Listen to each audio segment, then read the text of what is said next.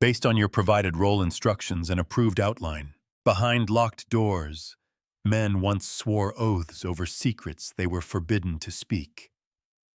They wore crosses. They guarded roads to Jerusalem. They answered to the Pope, not to kings. Then, in 1307, the Knights Templar were hunted, arrested, tortured, and broken. Their order was erased from the surface of history, but not perhaps from memory. Centuries later, another brotherhood appeared with vows, symbols, rituals, and legends of a lost temple. Freemasonry stepped into the light, carrying echoes that sounded strangely familiar. The question is not simple. Did the Templars truly vanish? Or did something survive beneath the stone? To follow that question, we have to move carefully. Not every symbol is proof. Not every legend is a lie.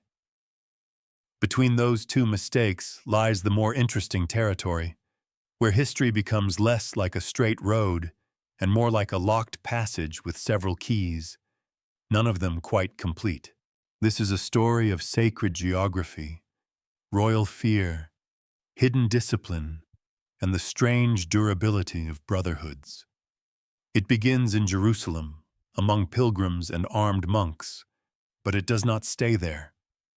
It crosses into the courts of France, the torture chambers of the 14th century, the uncertain refuge of surviving knights, and finally into the lodges where builders, philosophers, and gentlemen wrapped moral ideas in the language of stone. Before we venture further into the shadows, take a moment to subscribe, so you never miss a secret that history has tried to forget.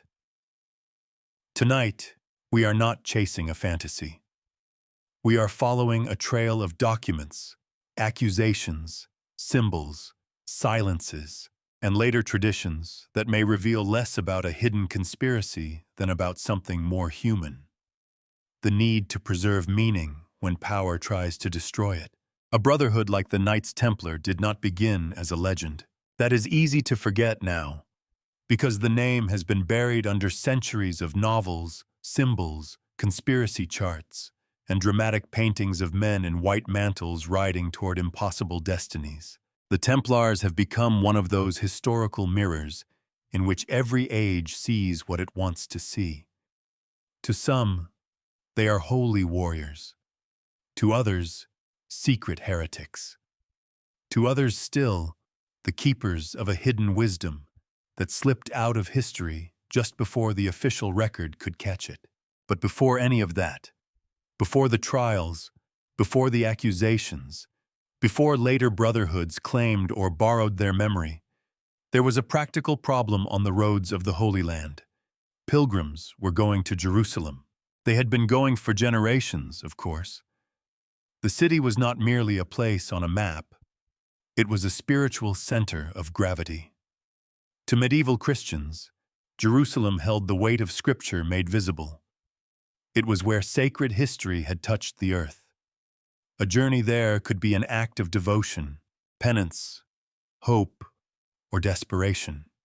People crossed dangerous distances not because travel was romantic, but because salvation, forgiveness, and holy proximity were believed to be worth the risk, and the risk was real.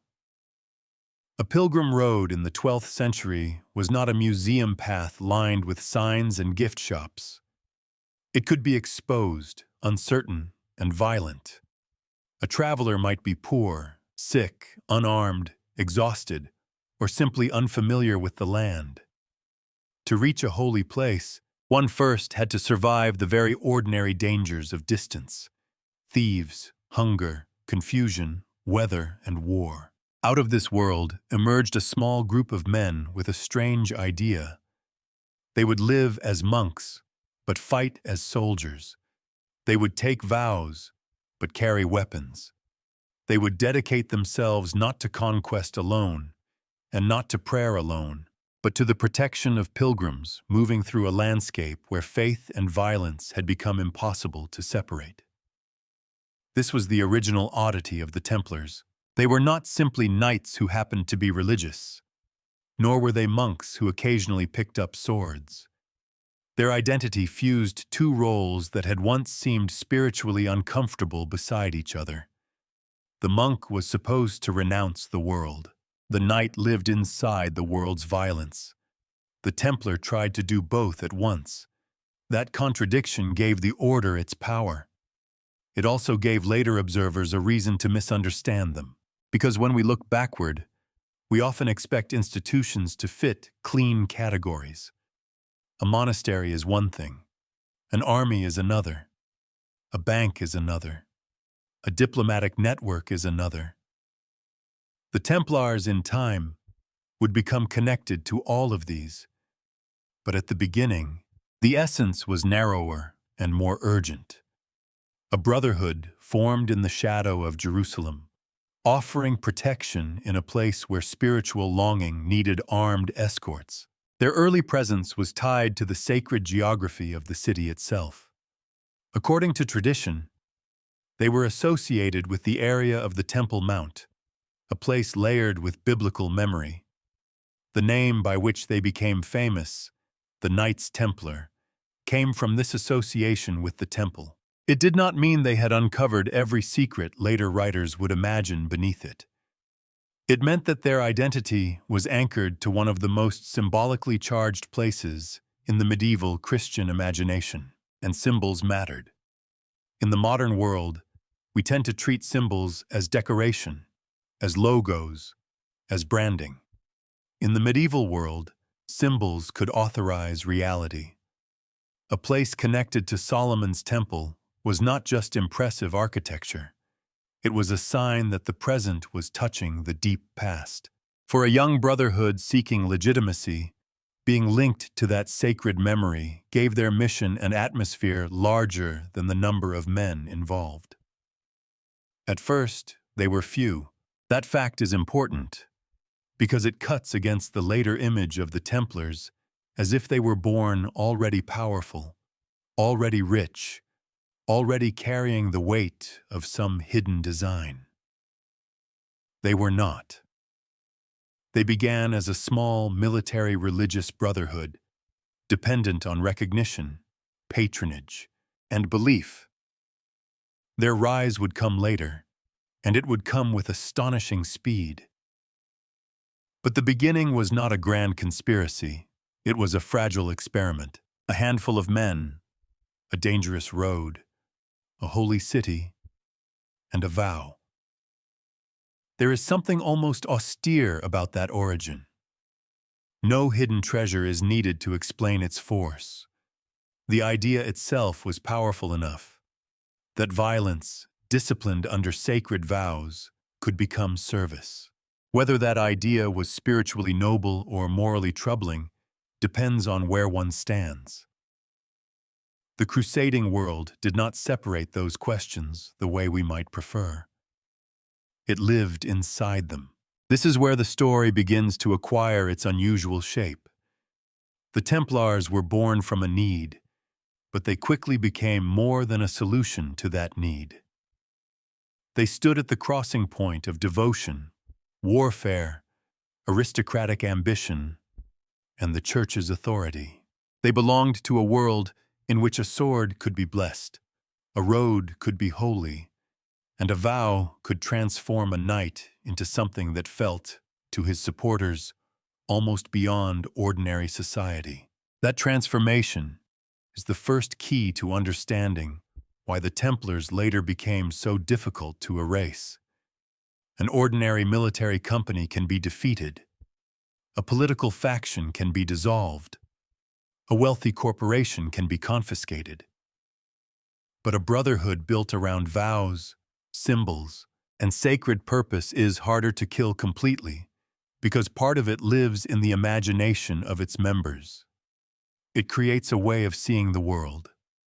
It gives men not just orders but identity, and identity can survive where institutions fail. This does not mean that the later legends are automatically true. It does not prove that Templar secrets passed directly into Freemasonry, or that some hidden chain remained unbroken from Jerusalem to the lodges of Europe. That would be moving too quickly, and the evidence will not allow it. But it does tell us why the possibility became so tempting. The Templars were never merely an army. From the beginning, they were a ritualized brotherhood with a sacred story about themselves. That kind of organization leaves a different kind of footprint. Not always in documents, not always in legal records, sometimes in habits, in gestures, in shared language, in the memory of what it felt like to belong to a closed circle of men who believed their vows connected them to something older and higher than themselves. So when later centuries looked back at the Templars, they did not see only soldiers on horseback. They saw a pattern: initiation, discipline, secrecy, sacred architecture, brotherhood, and a lost temple at the center of it all. Freemasonry would one day speak in a symbolic language of builders, temples, moral architecture, and guarded knowledge. That does not make Freemasonry the child of the Templars.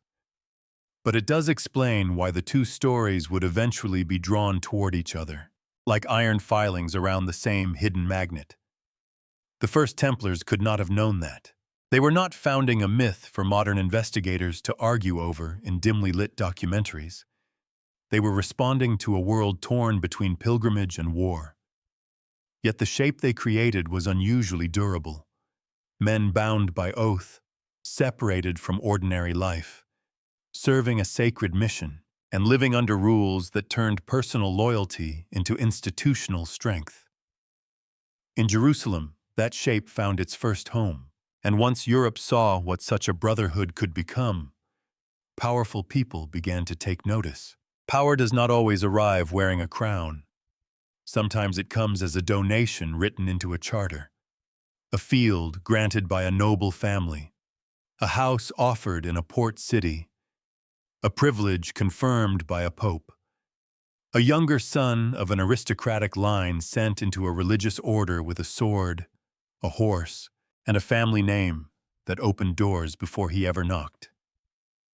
This is how the Templars rose, not all at once, not by magic, not, as some later legends imply, because they stumbled upon a secret so explosive that Europe's rulers suddenly bowed before them. The truth is less theatrical, but in many ways more revealing. The Templars grew because they stood at the exact intersection of several medieval desires: the desire to defend the Holy Land, the desire to earn spiritual merit, the desire of noble families to place their wealth inside sacred causes, and the desire of the Church to organize violence under religious authority. In that world, giving to a military order was not merely charity. It was a transaction of meaning. A nobleman could grant land to the Templars and imagine that his estate had been folded into the defense of Jerusalem. A widow could donate property and believe that her gift strengthened the protection of pilgrims.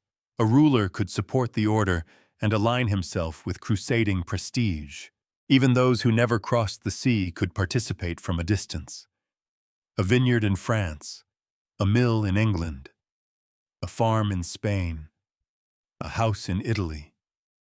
All of it could become part of the machinery of holy war. This is one of the details that changes the story. When people think of the Templars, they often picture knights charging under a red cross. But a military order cannot live on dramatic charges alone. Horses must be bought, armor repaired, ships hired, food stored, letters carried, debts recorded, men replaced. The romantic image of the warrior monk depended on an enormous practical foundation, and that foundation was built across Europe. The Templars became powerful because they learned how to connect the spiritual imagination of the age to the material systems that made action possible. That is a colder sentence than legend prefers, but it may be closer to the heart of their success. They were not simply brave men in white mantles. They were an institution that could receive, manage, move, and protect resources across borders. They were trusted by patrons because they were religious. They were useful to rulers because they were disciplined. They were useful to the church because they gave crusading energy a permanent structure. And they were attractive to ambitious knights because they offered a way to transform aristocratic violence into sacred service. In medieval Europe, that combination was extraordinarily potent. Here was an order whose members took vows, but whose mission required military skill. Here was a brotherhood that looked humble in theory, yet could accumulate estates. Here was an organization that claimed no ordinary family inheritance, because its members renounced personal property, yet the order itself became wealthy. The individual knight was poor. The institution was not. That distinction matters. It also explains why admiration and suspicion grew from the same root. To supporters, Templar wealth was proof of divine favor and public trust. To critics, it was a troubling contradiction. How could men vowed to poverty belong to a brotherhood with castles, farms, treasuries, and influence?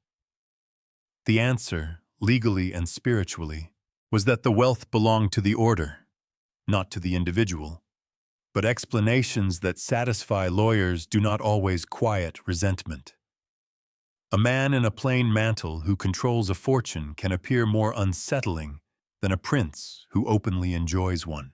And the Templars did not answer to local rulers in the ordinary way. Papal support gave them privileges that placed them in a special category. They were tied directly to the Church's highest authority. This made them valuable, but it also made them difficult to control. Across a Europe divided by kingdoms, rival nobles, shifting alliances, and fragile royal finances, the Templars formed a network that seemed to float above ordinary borders. They could be everywhere and belong, in the deepest legal sense, not quite to anyone nearby. Imagine how that looked to a king, a religious military order operating in your territory, holding land, moving money, commanding loyalty, enjoying exemptions, protected by spiritual authority, admired by your nobles, feared by your enemies, useful in wartime, but not fully yours. For a while that arrangement worked because the crusading ideal gave it purpose. The Holy Land was the great justification. Jerusalem, pilgrimage, sacred duty. These ideas made the Templars' privileges seem not only acceptable, but necessary. Their independence was tolerated because it served a cause that stood above kings.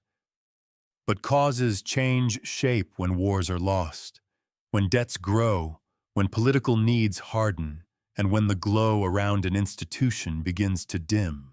In the early period of their rise, however, the glow was still bright. The order attracted patronage with astonishing speed. Its image was almost perfectly designed for the age. Disciplined knights who had renounced private comfort, men of noble bearing who had submitted themselves to a rule, warriors who claimed not plunder, but service. The Templars offered Europe a way to imagine that the battlefield could be purified by obedience. This was not a small idea. It helped resolve, or at least cover, a moral tension at the center of crusading culture. Christianity had long wrestled with violence. The Templars appeared to give that violence a uniform, a ritual, and a rulebook. They made the armed life look penitential. To a society filled with fighting men, that was a powerful invitation. But beneath the spiritual language was another reality: organization. The Templars were good at becoming indispensable. Their houses across Europe did more than store men and goods. They formed nodes in a system. They connected local devotion to distant war. They turned scattered donations into coordinated support. They learned how to manage assets with a seriousness that eventually made them financial actors as well as military ones. This practical competence is sometimes mistaken for mystery. When an institution rises quickly, later generations reach for hidden explanations, secret relics, forbidden knowledge, ancient treasure, a discovery under the Temple Mount. The appeal is obvious. Sudden power feels as though it must have a concealed engine. But history often runs on less glamorous machinery: trust, administration, legal privilege, elite support, a compelling mission, the ability to make wealthy people feel that their property has entered eternity by passing through your hands. That last part should not be underestimated. To give land to the Templars was to attach one's name to Jerusalem without necessarily enduring the heat, disease, terror, and expense of crusade. It allowed families to convert worldly possession into spiritual investment. The order's rise was built not only on what the Templars did, but on what others believed giving to them would mean. This is where the story becomes more complicated than simple heroism. The Templars were sincere in their discipline, at least in the ideal by which they were formed. Many men who joined them likely believed deeply in the mission. But institutions can be sincere and strategic at the same time. They can pray and calculate. They can inspire devotion while building influence. The Templars did not have to be hypocrites to become powerful. They only had to be effective, and they were. As their estates multiplied, so did their responsibilities. As their responsibilities multiplied, so did their visibility. The white mantle with the red cross became more than a uniform. It became a sign of a pan-European presence. A traveler might encounter Templar property far from the Holy Land. A noble might have financial dealings with them. A king might rely on them, borrow from them, resent them, or all three at different times. Power creates dependency. Dependency creates irritation. And irritation, when mixed with debt, politics, and fear, can become dangerous. This is the slow irony of the Templar rise.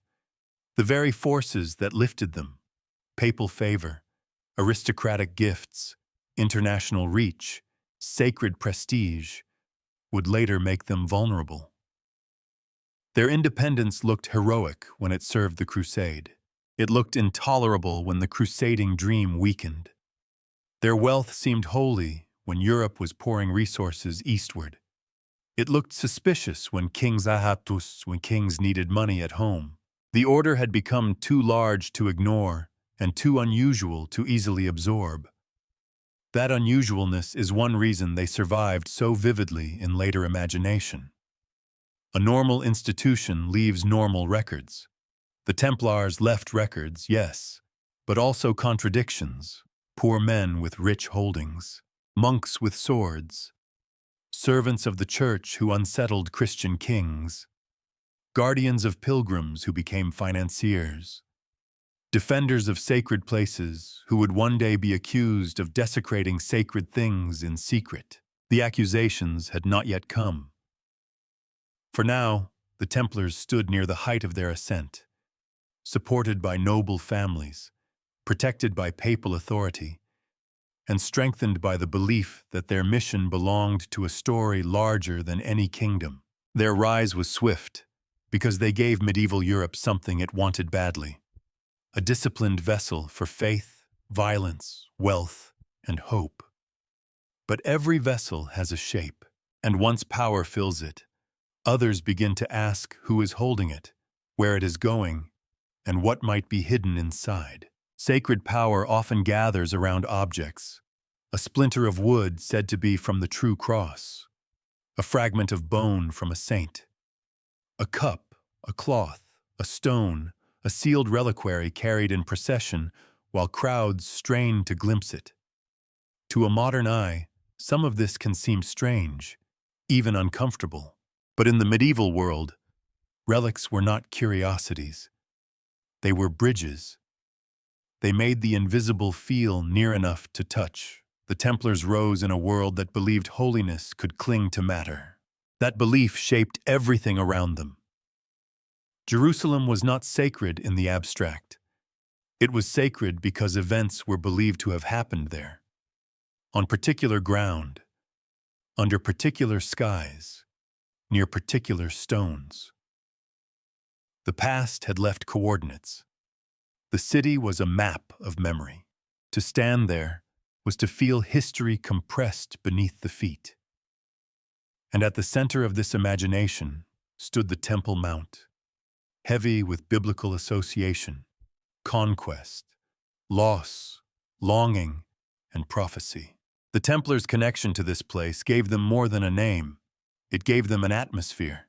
They became associated, in the minds of supporters and later storytellers, with the Temple of Solomon. That phrase alone carried enormous force. Solomon's temple was not just an ancient building. It was the image of divine order made architectural, measurement, wisdom, sacrifice, kingship, and sacred presence joined in stone. Whether the medieval Templars themselves framed every aspect of their identity through that symbolism is harder to prove, but the association was there. And associations can become powerful long before they become explicit doctrine. This is one of the reasons the Templars later fit so easily into Masonic imagination. Freemasonry would eventually build much of its symbolic language around the idea of construction. The temple, the builder, the stone, the measuring tool, the moral architecture of the self. That does not prove a direct inheritance from the Templars.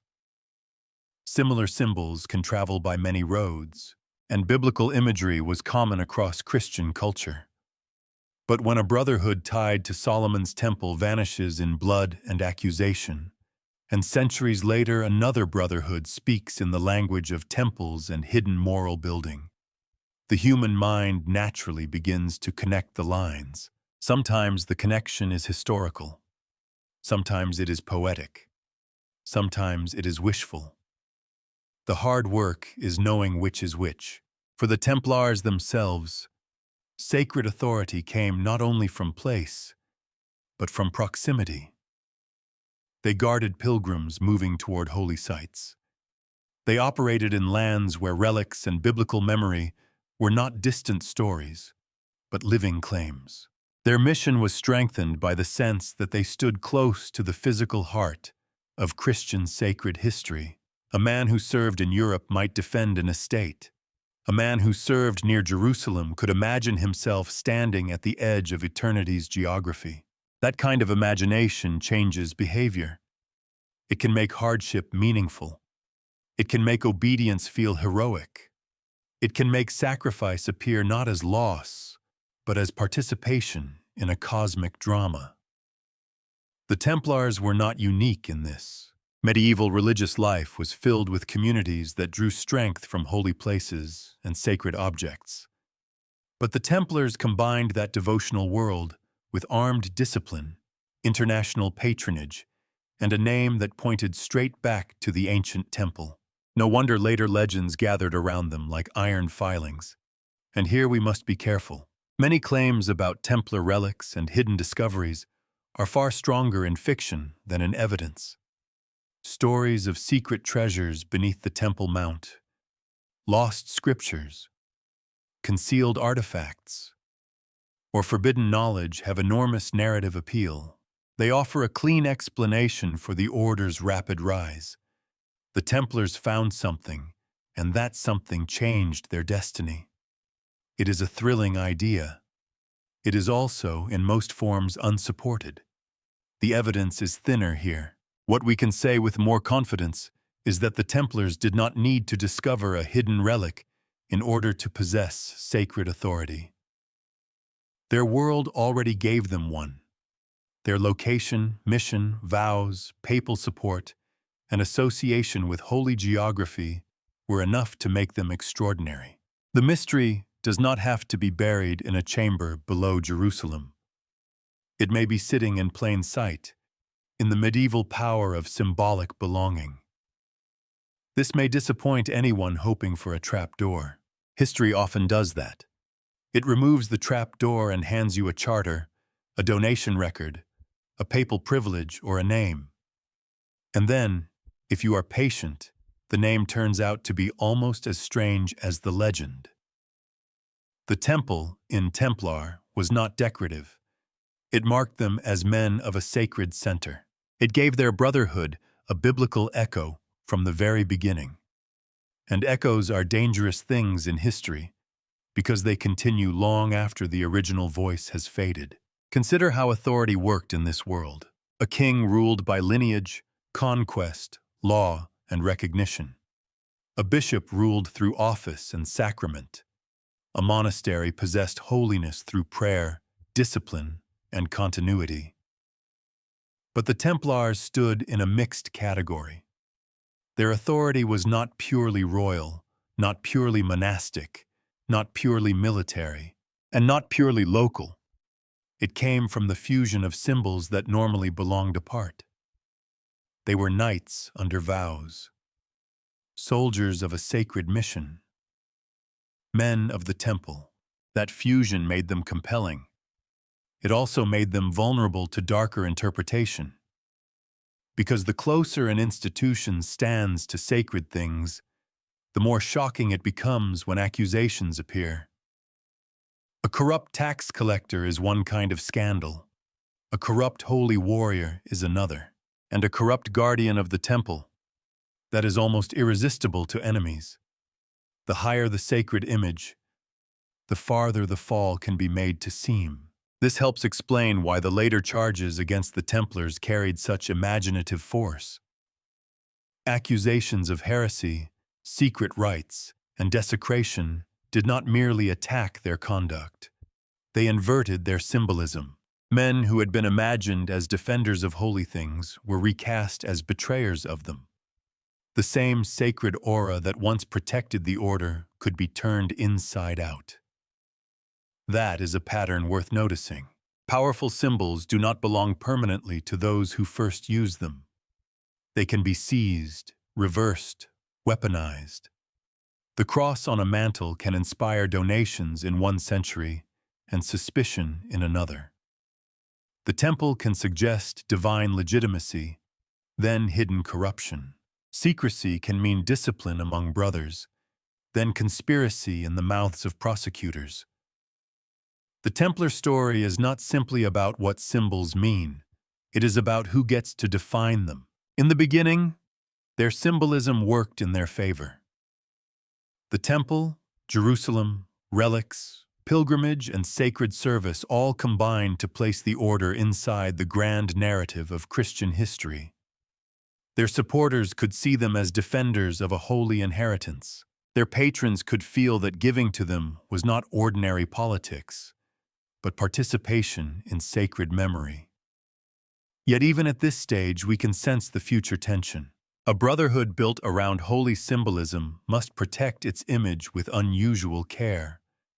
Any rumor becomes more dangerous. Any closed rite becomes more suspicious. Any internal discipline becomes easier to misunderstand. If the Templars had been merely a mercenary force, later accusations might have seemed like political slander.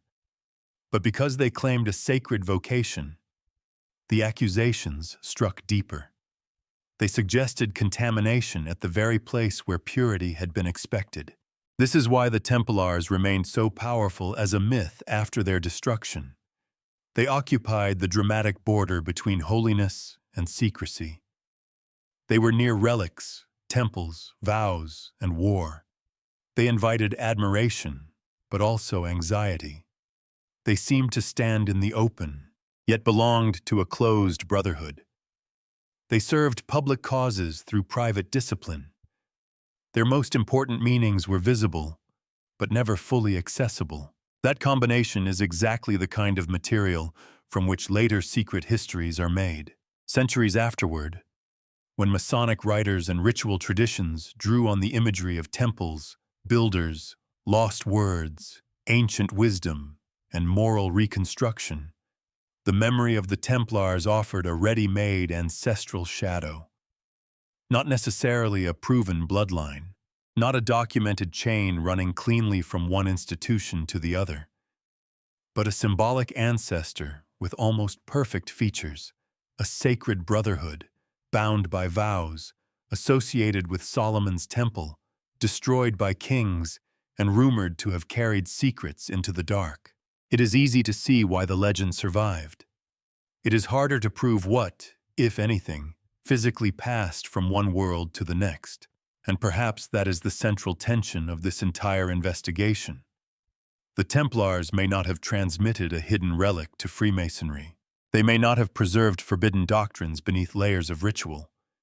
But they did transmit, whether directly or through later imagination, a pattern that later brotherhoods could recognize and reshape: the temple, the oath, the sacred building, the disciplined inner circle, the idea that truth is not handed casually to the crowd, but approached through stages, symbols, and trust. That pattern did not require a secret archive to endure. It only required memory. And memory, especially when joined to sacred architecture, can survive almost anything except indifference. The Templars were still rising. Their vows were still admired. Their names still carried the glow of Jerusalem. But behind the splendor of sacred association lay a quieter question. What did life inside such a brotherhood actually feel like? Not from the outside, where donors saw holiness and enemies would later see danger, but from within, where men woke, prayed, obeyed, trained, confessed, and learned what it meant to belong to an order that demanded more than loyalty.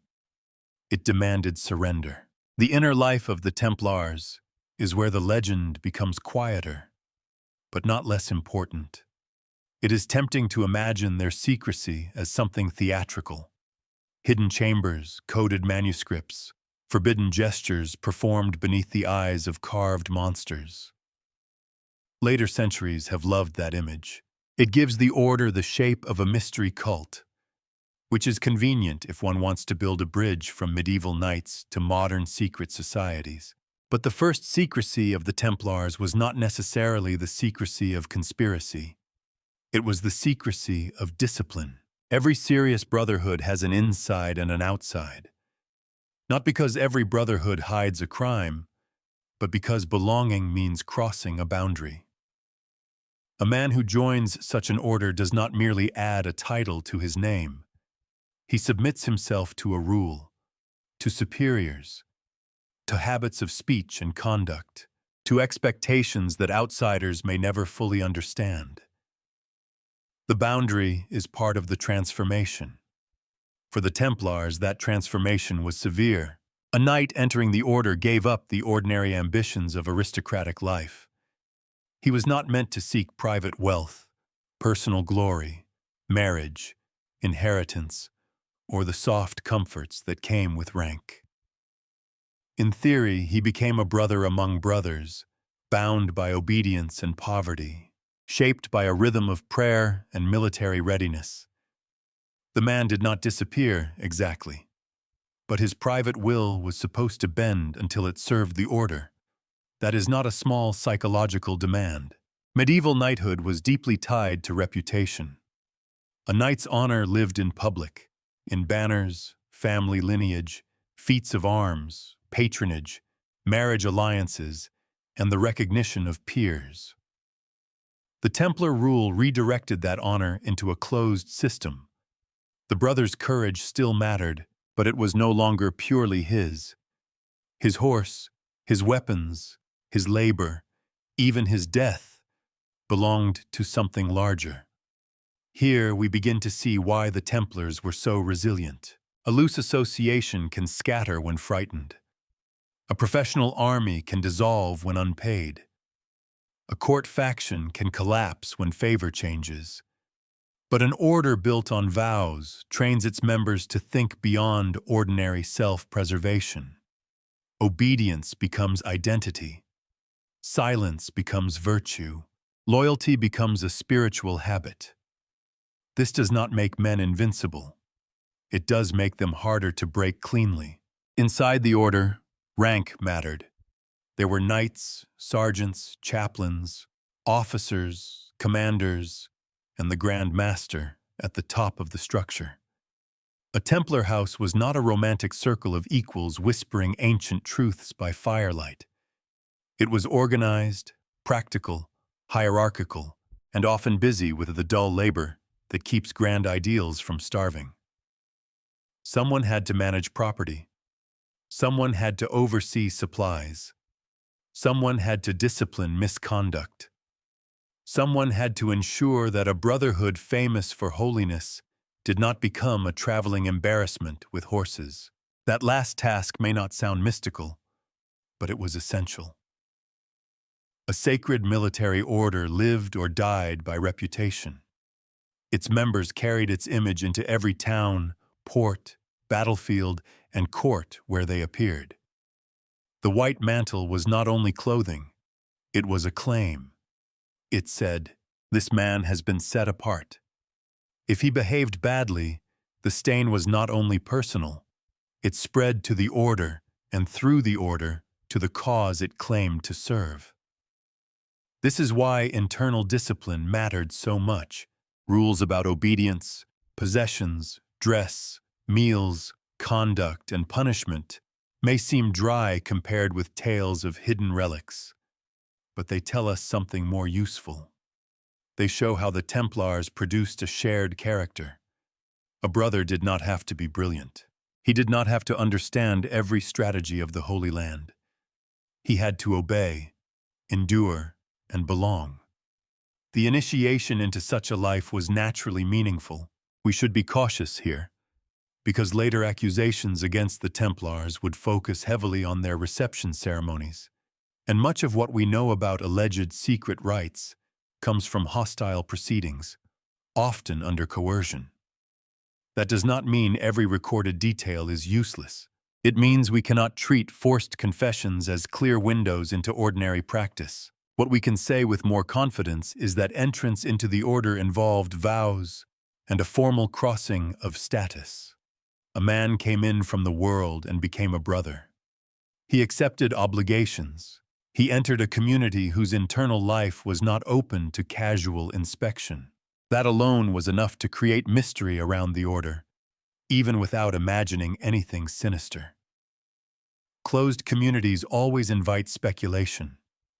The outsider sees the door close. The mind supplies what it cannot witness. This is a very human problem.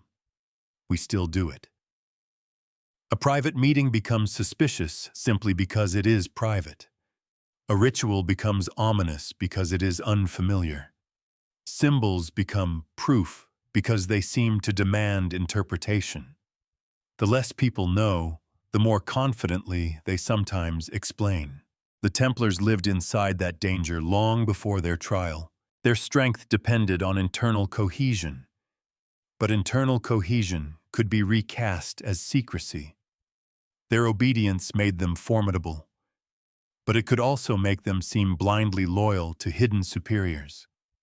Their rituals gave shape to commitment, but rituals described by enemies could be made to sound grotesque. Their vows separated them from the world, but separation can look like arrogance when admiration fades. This is where the later connection to Freemasonry becomes more suggestive than conclusive. Freemasonry, in its speculative form, would become famous for initiation, degrees, oaths, symbols, internal recognition, and the moral shaping of members through ritual.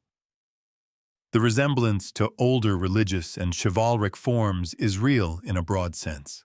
But broad resemblance is not the same as direct descent.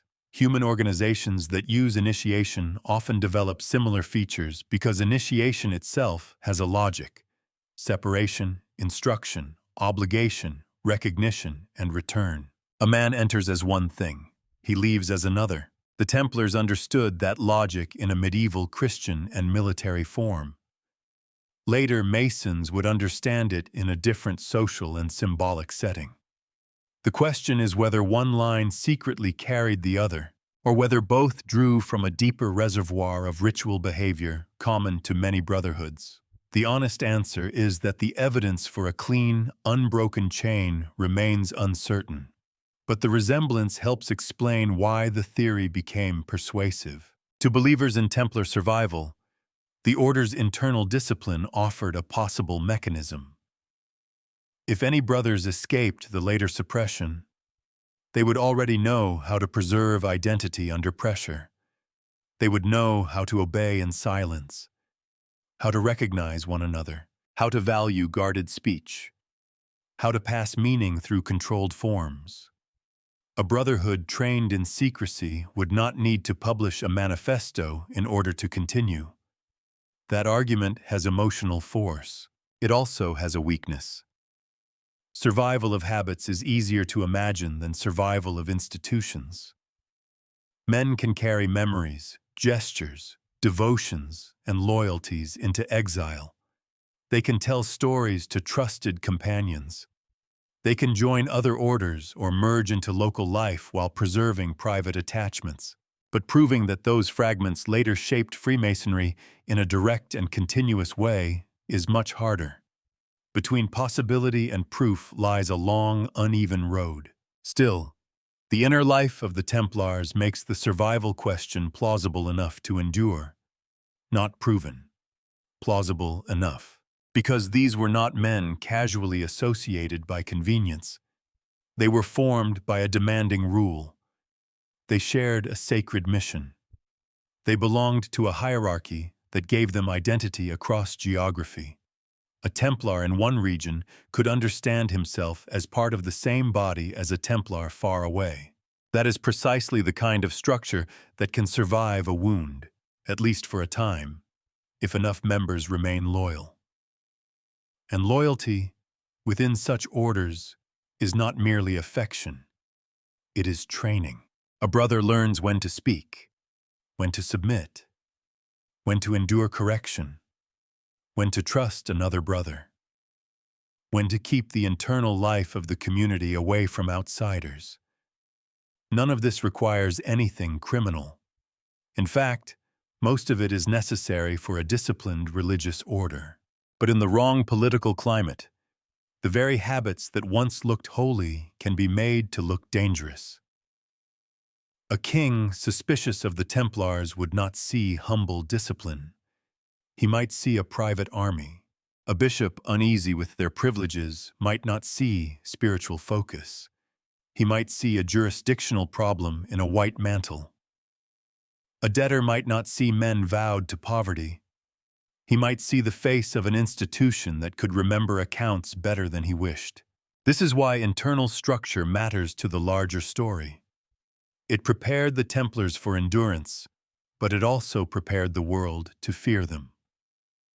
The more united they were, the more threatening they could appear. The more silent they were, the easier it became to accuse them of hiding something.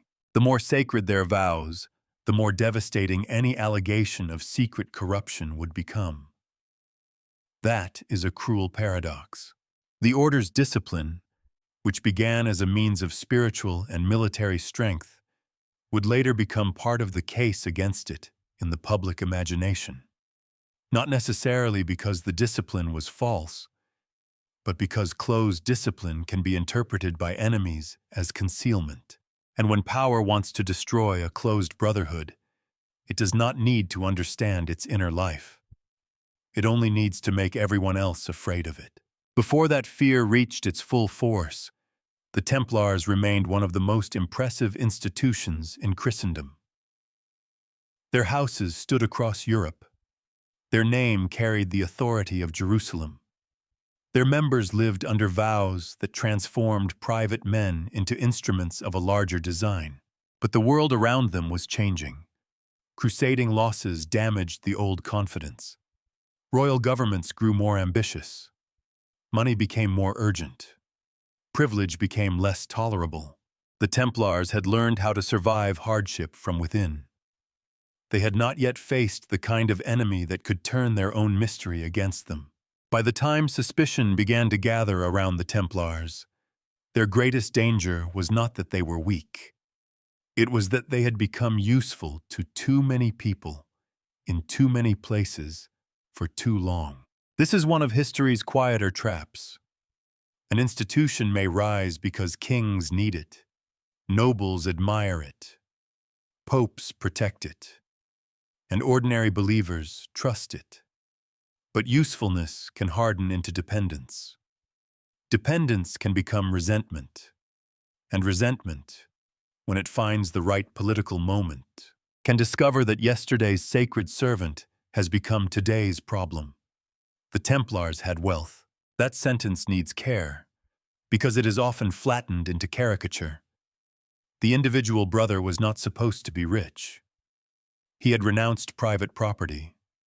He lived under a rule. He did not, at least in principle, join the order in order to enjoy luxury. But the order itself controlled estates, houses, revenues, rights, and financial networks spread across much of Europe and the Eastern Mediterranean. So the contradiction was visible even when it could be explained.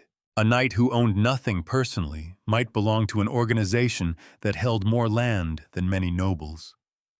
A brother vowed to poverty might ride under the banner of an institution that could lend money to rulers. A community built for spiritual service might become entangled in the ledgers of kings. And ledgers, in the end, can be more dangerous than swords. The Templars' financial role did not appear out of nowhere. It grew naturally from their geography and reputation. They had houses across regions. They moved resources toward the crusading front. They were trusted, at least for a time, because their religious identity suggested discipline and reliability. In an age where long-distance travel was risky and political borders were unstable, a network of fortified, literate, organized religious houses could become a practical tool for transferring value. A pilgrim, a noble, or a ruler might use such a network not because it was mysterious, but because it worked. That is often how power becomes invisible, not through secrecy, but through convenience. A Templar house could be a religious site, a local landlord, a storage point, a financial intermediary, a recruitment center, and a symbol of the crusading cause all at once. The order's strength lay in this layered usefulness. It did not need to dominate every field openly. It only needed to become difficult to replace. For kings, this was both attractive and irritating. A ruler wants capable servants. He does not necessarily want servants who answer elsewhere. The Templars' connection to papal authority placed them in a privileged and sometimes awkward position. They were present inside kingdoms, but not fully subject to the ordinary pressures of those kingdoms. They could hold property under special protections. They could claim exemptions. Their loyalties were framed as universal, not national. In a fragmented feudal world, this was survivable. In a world of strengthening monarchies, it became more troublesome. The medieval king was not yet the modern state, but royal power was learning to count, tax, borrow, centralize, and demand. The ruler who once tolerated semi-independent sacred institutions might begin to see them as rivals in miniature, not always rivals by intention, sometimes rivals simply because they possessed things the crown wanted: land, money, manpower, legitimacy, and obedience. And the Templars possessed an especially unsettling kind of obedience. Their brothers were trained to follow the order's hierarchy. Their reputation did not depend on local popularity alone. Their identity crossed borders. If a king quarreled with a local noble, he could pressure him through family, land, court, or law. But what does a king do with an international religious military order whose privileges rest on papal favor and whose assets are scattered beyond one crown's easy reach? For a long time, the answer was negotiate, borrow, cooperate, complain quietly, and continue using them. But the mood changed. The failure of the crusading project in the Eastern Mediterranean weakened the old justification. The fall of major Crusader territories did not instantly make the Templars irrelevant. but it damaged the emotional center of their mission. If the Holy Land could not be held, then what exactly was this vast military order for? If Jerusalem remained out of reach, why should Europe continue feeding an institution built around its defense? These were not merely practical questions. They were dangerous questions, because once the sacred mission becomes uncertain, the wealth attached to that mission begins to look different. The same estates that once seemed like engines of holy service can start to resemble accumulated privilege. The same exemption that once protected a noble cause can begin to look like arrogance. The same international network that once served pilgrimage and crusade can begin to appear like a state within states. The Templars were not the only order facing such pressures, but they were among the most visible, and visibility matters. A poor institution can be disliked and ignored. A wealthy institution cannot. Wealth invites explanation. If people admire you, they explain your wealth as deserved. If they resent you, they explain it as evidence. Evidence of greed, evidence of corruption, evidence of secrets, evidence of hidden crimes that must surely exist, because how else could such power have gathered? That is not good reasoning. It is very common reasoning. The Templars' enemies did not have to invent the fact that the order was powerful. The power was real. What could be invented, exaggerated, or weaponized was the meaning of that power. A network becomes a conspiracy. A ritual becomes a perversion. A vow becomes an oath against society. A treasury becomes stolen wealth. Silence becomes guilt. This is the anatomy of suspicion. It rarely begins with nothing. It begins with something visible, something ambiguous, something that can be turned. The Templars had too much that could be turned. They had secrecy because all closed orders have secrecy. They had wealth because donations and management had made them wealthy. They had independence because papal privilege had protected them. They had military experience because that was their purpose. They had a sacred image, which meant any accusation against them would feel dramatic. And they had powerful debtors. Here the story darkens, not with dungeon smoke or theatrical villainy, but with the harder reality of royal finance. King Philip IV of France stood at the center of the coming catastrophe. His conflict with the Templars cannot be reduced only to money, because politics, authority, religion, and fear were all involved. But money was not a minor detail. Philip's government was under pressure. He had clashed with the papacy. He had acted aggressively against other groups when royal need and political opportunity aligned. He was not a ruler inclined to leave independent wealth untouched, simply because it wore a holy mantle. The Templars in France were especially exposed. They had property. They had a headquarters. They had prestige. They also had a reputation that could be damaged if the right charges were made loudly enough. And Philip understood something brutal about public power.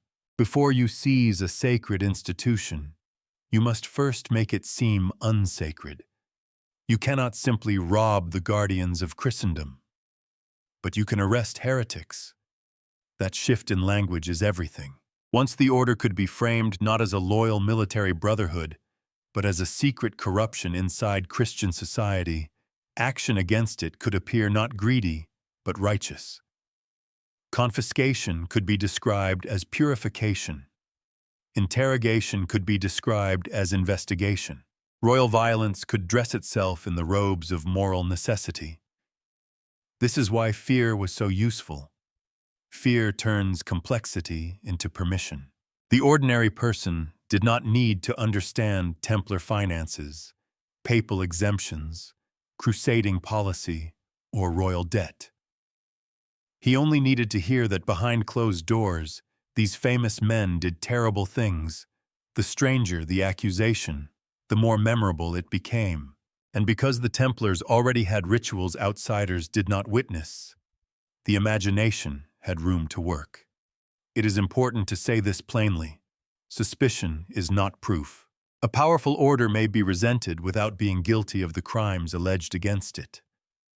A secretive brotherhood may have internal rites without practicing heresy. Forced confessions may tell us more about pain and pressure than about truth.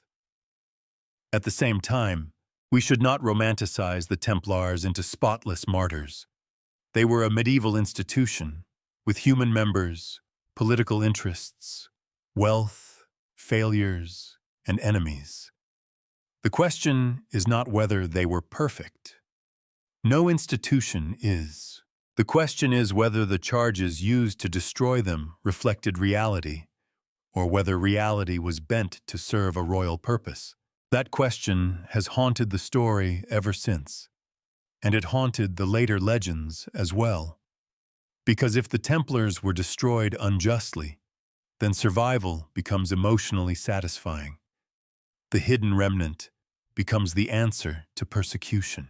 The Brotherhood continues because the world that condemned it was corrupt. This is a powerful narrative pattern, and it appears again and again in secret history. The pure inner circle hunted by a jealous power, carrying its truth underground. Freemasonry would later inherit, or at least echo, some of this emotional architecture.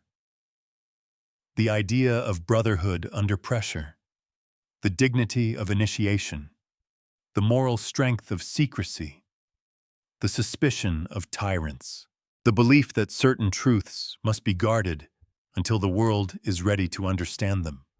But before any later symbolism could form, the historical order had to face the machinery of accusation. The pressure did not fall like a summer storm from an empty sky. It had been gathering through years of changed circumstances. The crusading cause had weakened. Royal states had become more demanding. The order's privileges looked less defensible. Its wealth looked more tempting. Its secrecy looked less holy. Its independence looked less useful. When all of these currents met in France, the result was not a debate. It was a trap. The terrible efficiency of what came next is part of why the story still unsettles us. The Templars were not gradually debated into disgrace.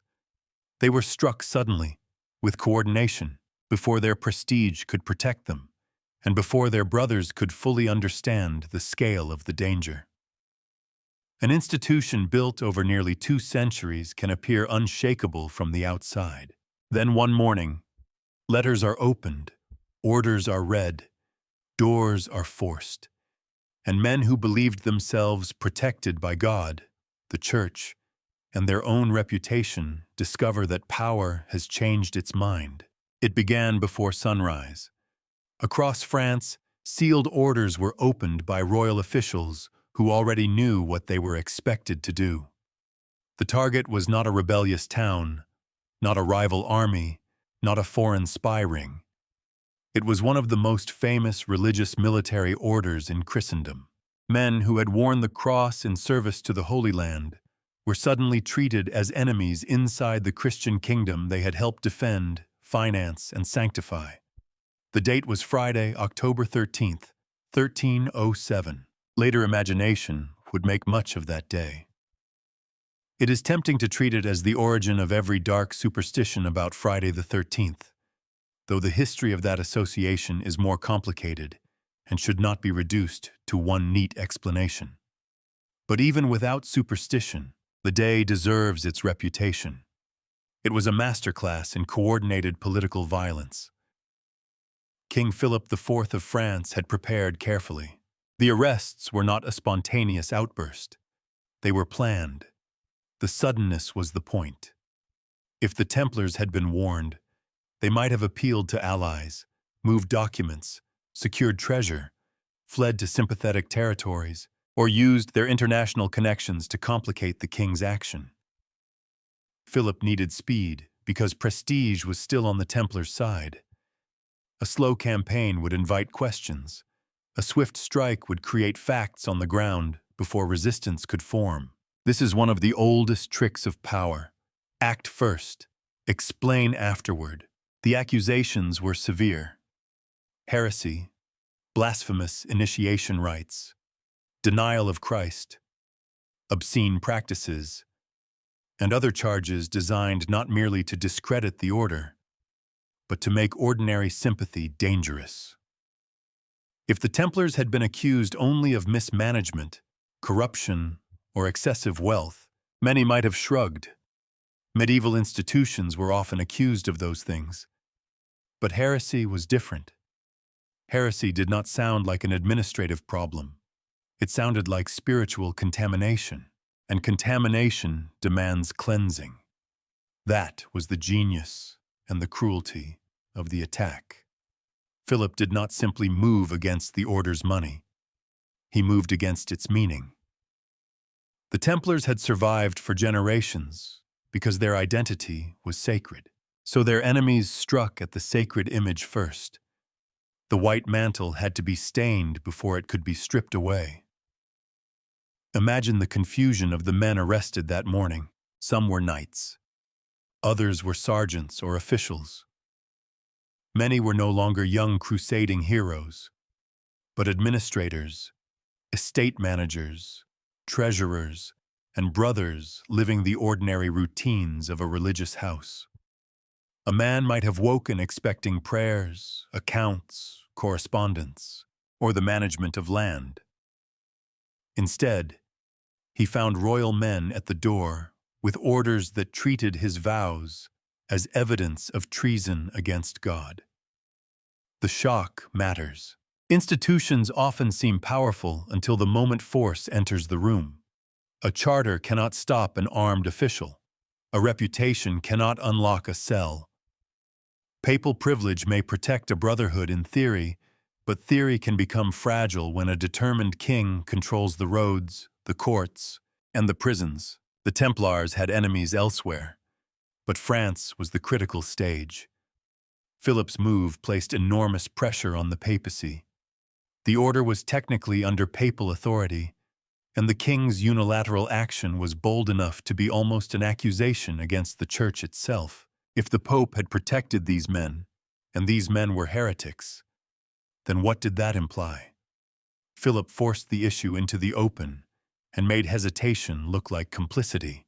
It is easy, from a distance, to ask why the church did not simply stop him. But medieval power was not cleanly arranged. Popes and kings negotiated, threatened, depended, and collided. The papacy had spiritual authority, but kings had soldiers, prisons, taxes, and local machinery. Philip was not asking politely for a theological review. He had already arrested the men. He had already seized the initiative. He had already begun shaping the story. The first story often has an advantage. Once accusations circulate, denial sounds defensive. Once confessions appear, even under questionable conditions, doubt becomes harder for the public to maintain. Once property is seized, practical interests attach themselves to guilt. People who benefit from a downfall rarely rush to prove the fallen innocent. Here, the Templar tragedy becomes more than a medieval episode.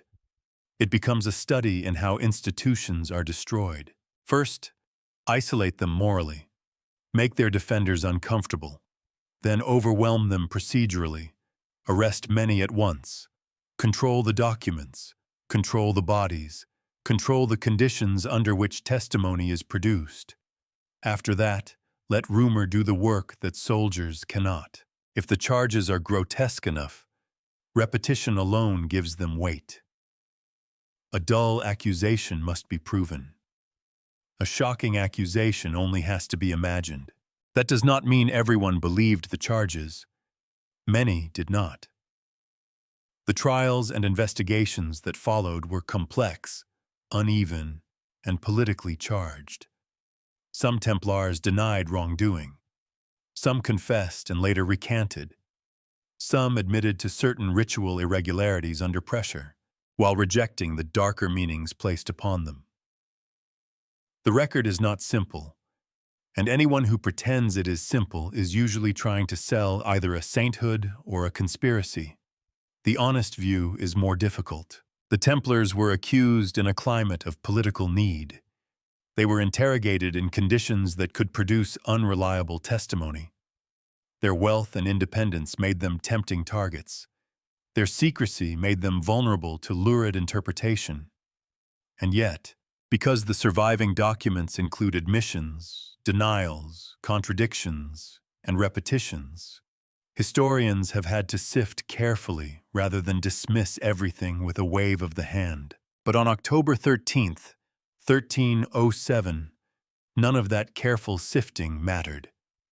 What mattered was that the king had broken the spell.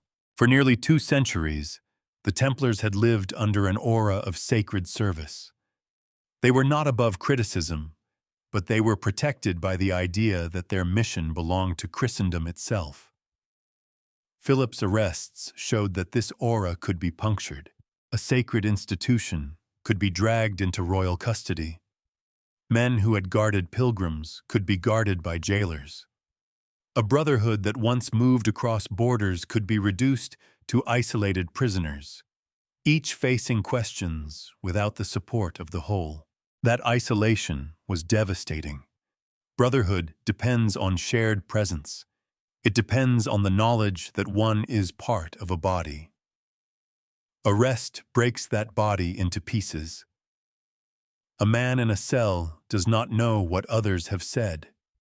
He does not know who has confessed, who has resisted, who has died, who has been promised mercy, who has been threatened, who has been named. Fear enters the gaps between brothers. And fear is an interrogator before the interrogator arrives. The fall was not yet complete. The order still existed. The Pope had not formally abolished it. Templars in other regions would face different processes, and not every kingdom treated them exactly as France did. But the center of gravity had shifted. The accusation had become public. The king had seized the narrative. The Brotherhood's most powerful defense, its reputation, had been turned into the backdrop for scandal. This is where later legend finds its fuel: a sudden arrest, a sacred order accused of secret rites, a king in debt, confessions under pressure, property at stake, a pope caught in the machinery, surviving brothers whose movements become difficult to trace, symbols that refuse to die. If one were inventing the perfect origin story for centuries of hidden history speculation, it would be hard to improve on the real sequence. But we should resist making the story too neat. The Templars did not vanish in a single morning. Their destruction was a process: legal, political, psychological, and spiritual. October 13th was the blow that made the process possible. It was the moment when suspicion became policy. That distinction matters because it shows us something about power. Power rarely needs everyone to believe. It needs enough people to hesitate. It needs defenders to become cautious. It needs institutions to argue over procedure while prisoners are already in chains. It needs uncertainty, not certainty. In the Templar case, uncertainty was abundant. Their rituals were not public. Their wealth was resented. Their mission had weakened. Their independence was inconvenient. Their image was high enough that any fall would fascinate. So the trap closed. Behind it lay years of political pressure and royal calculation. Ahead lay interrogations that would produce some of the most controversial confessions in medieval history. Between those two forces stood the prisoners themselves, men trained to obey, trained to endure, trained to keep the order's inner life guarded from outsiders. Now those very habits would be tested in rooms designed to break them. The torture chamber is where history becomes hardest to read, not because nothing was recorded. Quite the opposite. The trial of the Templars produced words, many words, and for centuries those words have tempted people to treat them as if they were clear evidence. A confession appears in a document, and the page seems to speak with authority. A man says he denied Christ. Another says he was told to spit near a cross. Another describes a strange reception ceremony, a hidden command, a shameful gesture. The ink survives. The voice appears to survive with it. But a confession made under terror is not a window. It is a broken mirror. The difficulty is that broken mirrors still reflect something. Not always the truth, not pure invention either. They reflect fear, pressure, expectation, rumor, memory, obedience, pain, and the interrogator's own imagination. To understand the accusations against the Templars, we have to stand in that uncomfortable space. We cannot simply accept the confessions. We also cannot pretend the documents do not exist. This is where the story loses its clean edges. The charges brought against the order were designed to horrify. The Templars were accused of denying Christ during initiation, insulting the cross, practicing forbidden rites, worshipping strange heads or idols, engaging in obscene acts, and concealing a corrupt inner doctrine beneath their public piety. It was not one accusation. It was a whole architecture of accusation built to make the order seem not merely sinful, but inverted. A sacred brotherhood secretly turned against the sacred. That inversion was the point. A charge of greed would have made them flawed men. A charge of heresy made them spiritual enemies. A charge of secret anti-Christian ritual made their entire identity look like a mask. The order had claimed to defend Christendom. The prosecution suggested that behind closed doors, it betrayed Christ. Once that idea entered the public imagination, the Templars' former holiness became part of the horror. The brighter the robe, the darker the stain appeared. Yet the evidence must be handled slowly. Many confessions were extracted under conditions that make them deeply suspect. Torture was not an accidental detail at the edge of the story. It was central to the production of testimony. Men in pain will say what they think will stop the pain. Men threatened with death may repeat the words placed before them. Men isolated from their brothers may assume others have already confessed, and that denial is useless. The body can become a scribe for power. That is not a poetic exaggeration. It is a warning about method. When a medieval record says a prisoner confessed, the first question cannot be, was it true? The first question must be, how was the confession obtained? The second is, who benefited from this version of events? Only after that can we begin to ask what, if anything, the testimony preserves from actual practice. Some historians have argued that there may have been irregular initiation customs within the order, perhaps gestures of humiliation, obedience, or symbolic testing that were later exaggerated into heresy. Others remain more skeptical, emphasizing the political motives behind the proceedings and the unreliability of coerced evidence. The record does not give us the luxury of a simple answer. It gives us patterns, contradictions, denials, recantations, and the grim knowledge that torture can make patterns appear where none existed. That last point matters. Interrogators often ask leading questions. If enough prisoners are questioned from the same script, their answers can begin to resemble one another. Not because they independently confirm the truth, but because they are being pushed through the same mold. A repeated accusation may signal common practice. It may also signal common interrogation. The difference is enormous. Consider the alleged denial of Christ.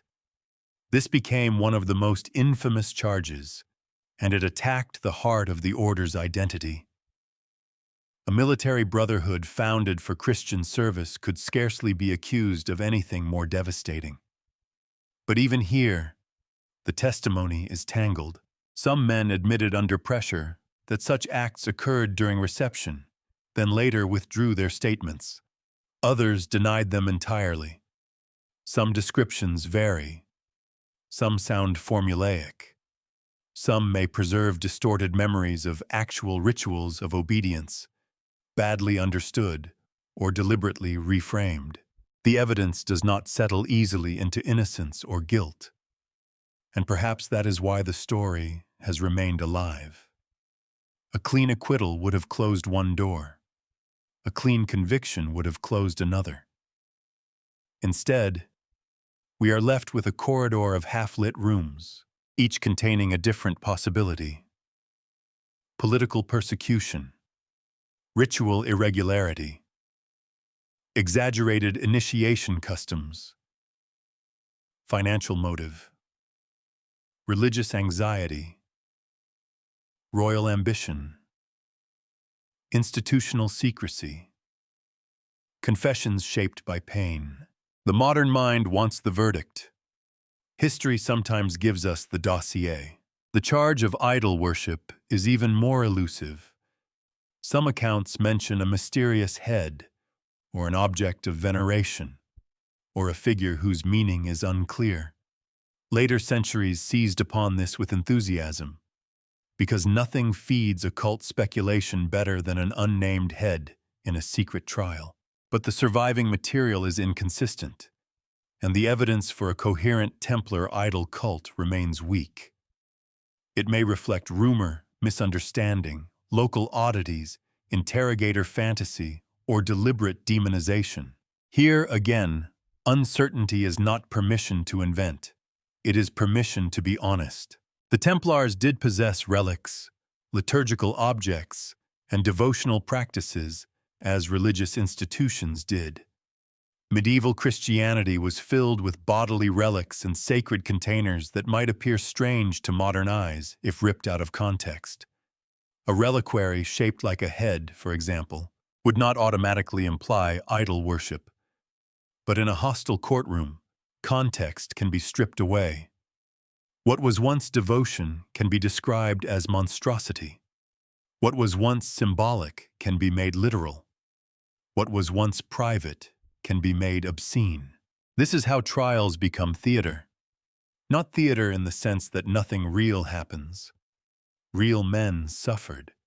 Real property was seized. Real reputations were destroyed. But the legal process also staged a story for the wider world. The hidden evil of the Templars had finally been uncovered. The king was not a debtor attacking his creditors. He was a Christian ruler defending the faith. The violence was not opportunism. It was purification. The script was very useful, and yet not everyone followed it comfortably. As the proceedings unfolded beyond France, the case became uneven. In some regions, the evidence against the order was far less convincing. Templars outside Philip's immediate reach were not always treated with the same intensity. The more distance there was from French royal pressure, the less uniform the picture became. This does not automatically prove innocence, but it does reveal how strongly the French political environment shaped the catastrophe. The Templar trial was not just an inquiry into belief. It was a struggle over narrative control. This is why the torture chamber matters so much to the later link with Freemasonry. Not because Masonic ritual can be traced in a straight line to the charges. That would be too easy and too careless. The deeper connection is imaginative and structural. The trial fixed the Templars in European memory as a brotherhood destroyed for hidden rites. Whether those rites were real, distorted, or invented, the accusation itself became part of their afterlife. Once a group is condemned for secrets, secrets become inseparable from its legend. Later writers did not have to prove that the Templars possessed a hidden doctrine. The trial had already planted the possibility. Every denial could be read as discipline, every silence as loyalty, every missing document as suppression, every surviving brother as a potential carrier of what had been forbidden. The machinery of persecution created the very mystery it claimed to expose. That is one of the bitterest ironies in the whole story. If Philip's goal was to destroy the Templars, he succeeded institutionally. But if the goal was to end their power over the imagination, he failed completely. The accusations made them more haunting than they had ever been. A wealthy military order might have faded into specialist history. A tortured brotherhood, accused of secret rites, became almost impossible to forget. And this is where we should pause over the human cost. It is easy, when speaking of legends, to let the men themselves become props. The Templars becomes a single block of marble, accused, broken, suppressed, mythologized. But inside that word were individuals, some frightened, some stubborn, some perhaps confused by charges that twisted familiar practices into monstrous shapes. Some may have confessed falsely to survive. Some may have believed that recanting would save the honor of the order. Some may have been guilty of smaller violations that were inflated into cosmic treason. We do not hear them clearly. We hear them through officials, notaries, inquisitors, translators, legal formulas, and the memory of pain.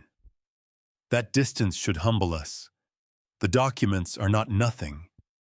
They are also not the men themselves. For a documentary like this, the temptation is obvious. One could present the accusations with a low voice and let them sound like proof of hidden darkness. One could also dismiss them entirely and turn the Templars into innocent victims of greed. Both versions are too smooth. The real story is rougher. Philip had motive to destroy them. Torture corrupted the evidence. The order's secrecy made it vulnerable. Some testimony may preserve traces of unusual internal customs. The final meaning remains disputed. That is not a weakness in the story. It is the story. The Templars stood at the intersection of sacred authority and closed practice.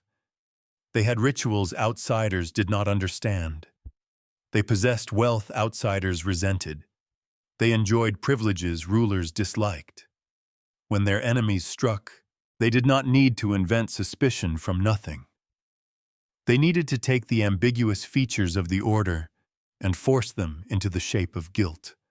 In a torture chamber, ambiguity dies quickly. A gesture becomes blasphemy. A test becomes heresy. A closed door becomes proof that something monstrous waits behind it. And once such images enter the record, they are almost impossible to remove. The trials ended long ago, but the accusations still cling to the Templar name. They move through novels, lectures, lodge legends, films, and late-night conversations about what might have survived. Even those who reject the charges often repeat them in order to deny them, which means the old royal prosecution still speaks, faintly, through the mouths of its critics. That is the strange afterlife of accusation. It can outlive belief. By the time the interrogations had done their work, the Templars were damaged beyond simple repair. The order's leaders faced a future narrowing around them. The papacy would continue to wrestle with the case. The brothers would continue to confess, deny, retract, and endure judgment. The institution that had once stood beneath the sign of Jerusalem also stood beneath a cloud of suspicion that no legal resolution could fully clear. And at the center of the coming final act was an old man who had carried the highest title in the order. Jacques de Molay, Grand Master of the Knights Templar, would become more than a defendant. He would become the face of the ending. Jacques de Molay did not enter history as a symbol. He became one only after the fire. Before that, he was a man inside an institution already collapsing around him. He had been Grand Master of the Knights Templar, the highest office in an order that once stretched across Christendom and claimed a sacred mission tied to Jerusalem. By the time his name became legend, that mission had been wounded. The order had been arrested, its reputation poisoned, its brothers divided by fear, and its future placed in the hands of powers far stronger than any single knight. There is a certain cruelty in the timing. Grand Masters are supposed to represent continuity. They carry the visible dignity of an institution. They stand as the living seal of its authority. But de Molay inherited not a moment of triumph, but the slow unmaking of everything the title had once meant. In the popular imagination, he sometimes appears as a final heroic figure, almost carved from the smoke of martyrdom. The real man was likely more complicated, a leader under impossible pressure, navigating papal proceedings, royal hostility, confession, retraction, and the narrowing choices left to someone whose order had already been condemned in the public mind. That complexity is worth preserving. Legends like clean silhouettes. History gives us tired men. After the arrests of 1307, the Templar leadership faced a disaster that no battlefield training could solve. This was not a cavalry engagement. It was a legal and political siege. The weapons were accusations, depositions, ecclesiastical procedures, royal pressure, and the control of bodies in custody. The order could not simply assemble, ride out, and prove its virtue by force. Its very obedience to Christian authority made rebellion almost unthinkable. A brotherhood created to serve the church could hardly save itself by openly defying the church. That was part of the trap. The Templars had been trained for loyalty, not for surviving betrayal by the structures they believed should protect them. If a Muslim army attacked, they knew what kind of world they were in. If a rival lord threatened property, there were procedures, allies, negotiations. But when a Christian king accused them of heresy, and the papacy became entangled in the case, the order's moral universe began to fracture. What does obedience mean when obedience leads you into the hands of your destroyers? That question hangs over Jacques de Molay. During the long proceedings, he and other leaders were pressured to respond to the charges. Like many Templars, de Molay's recorded position shifted under the conditions of captivity and trial. Confession, denial, and retraction appear in the story, and we should be careful not to flatten them into simple cowardice or simple heroism. A prisoner's words under medieval prosecution cannot be judged as if they were spoken calmly from a desk. They were spoken in a world of threat, exhaustion, spiritual fear, and political theater. A confession might be an attempt to survive. A retraction might be an attempt to recover honor. A silence might mean despair, discipline, confusion, or strategy. We are not inside the cell with him. What we can say is that by 1314, the fate of the order had largely passed beyond rescue. The Knights Templar as an institution had been suppressed. Its property was being redirected. Its name had been dragged through charges that would never fully leave it. The remaining question was what would happen to the men who had led it. In March of that year, Jacques de Molay and other senior Templars faced final judgment in Paris. The official expectation was not necessarily a dramatic execution. The leaders who had confessed were to receive sentences. The machinery of judgment was prepared to close the matter with controlled severity, to place the old order into the past, to make the scandal manageable. But history sometimes turns on a refusal. According to the traditional account, de Molay and another Templar leader, Geoffroy de Charnay, publicly withdrew their confessions and proclaimed the innocence of the order, or at least rejected the guilt that had been placed upon it. This act changed the meaning of the moment.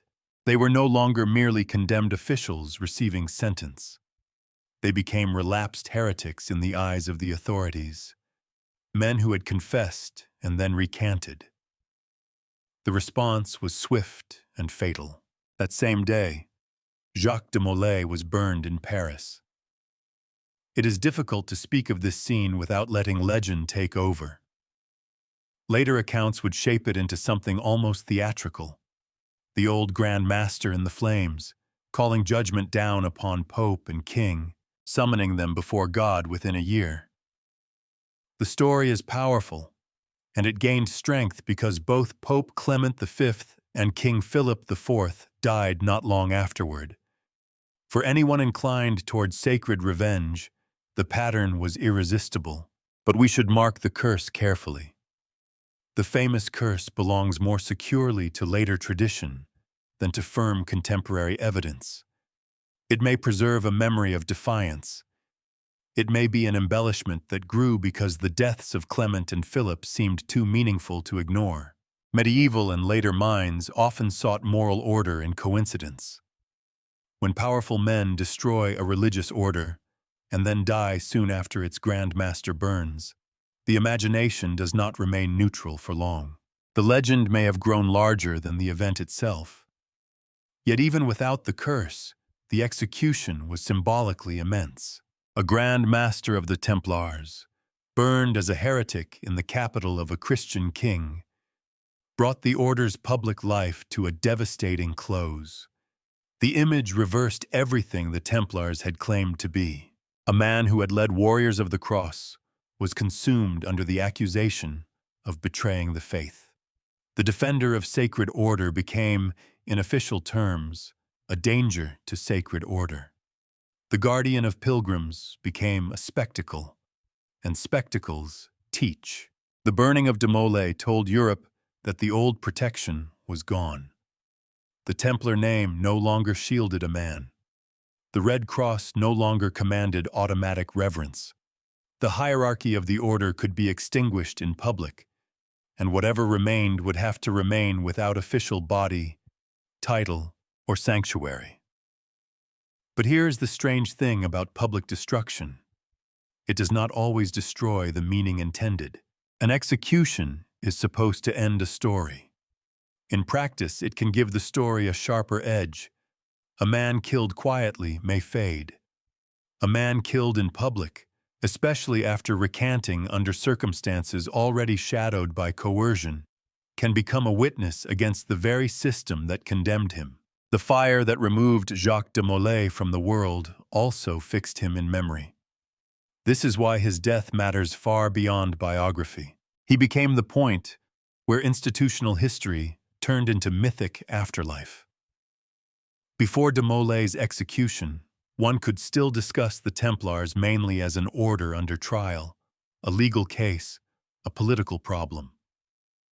After the fire, the story acquired the shape of martyrdom, whether or not one accepts that word in a strict religious sense.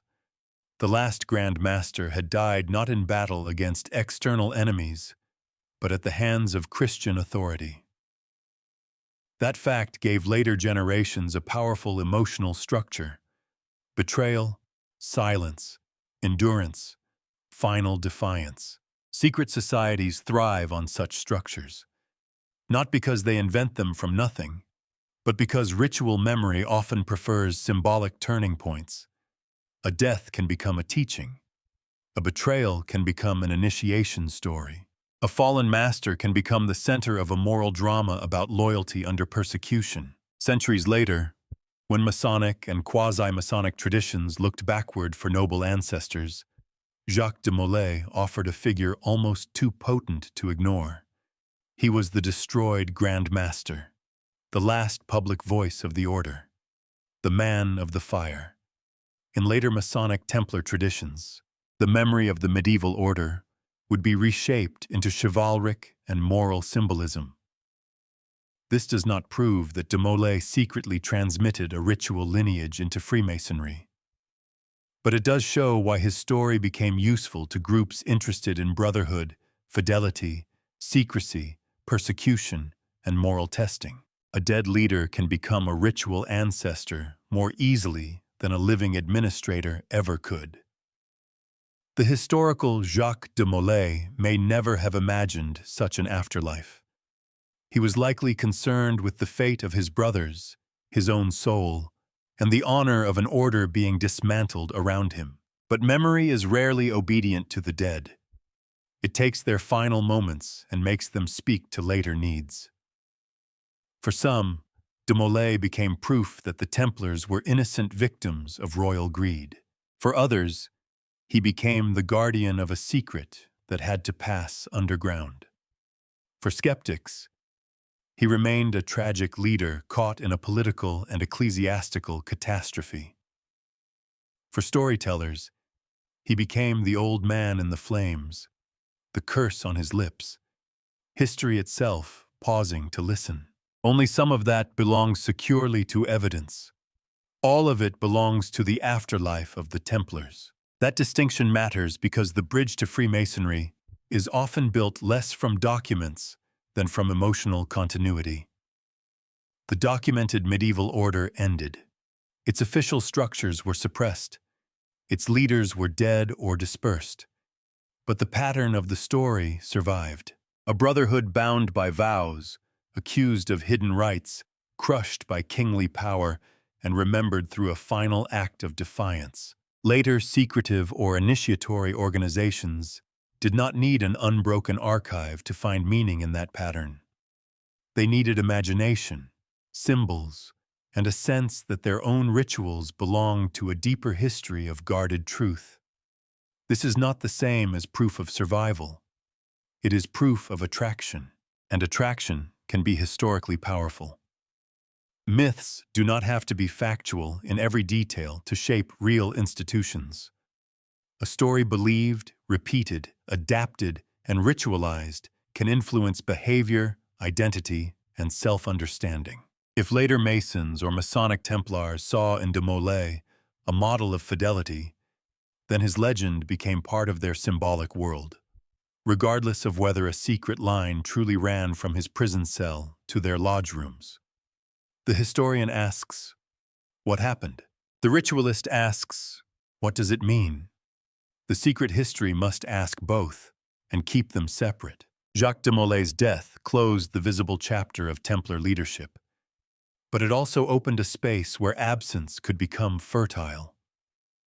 Once the order was gone, questions multiplied.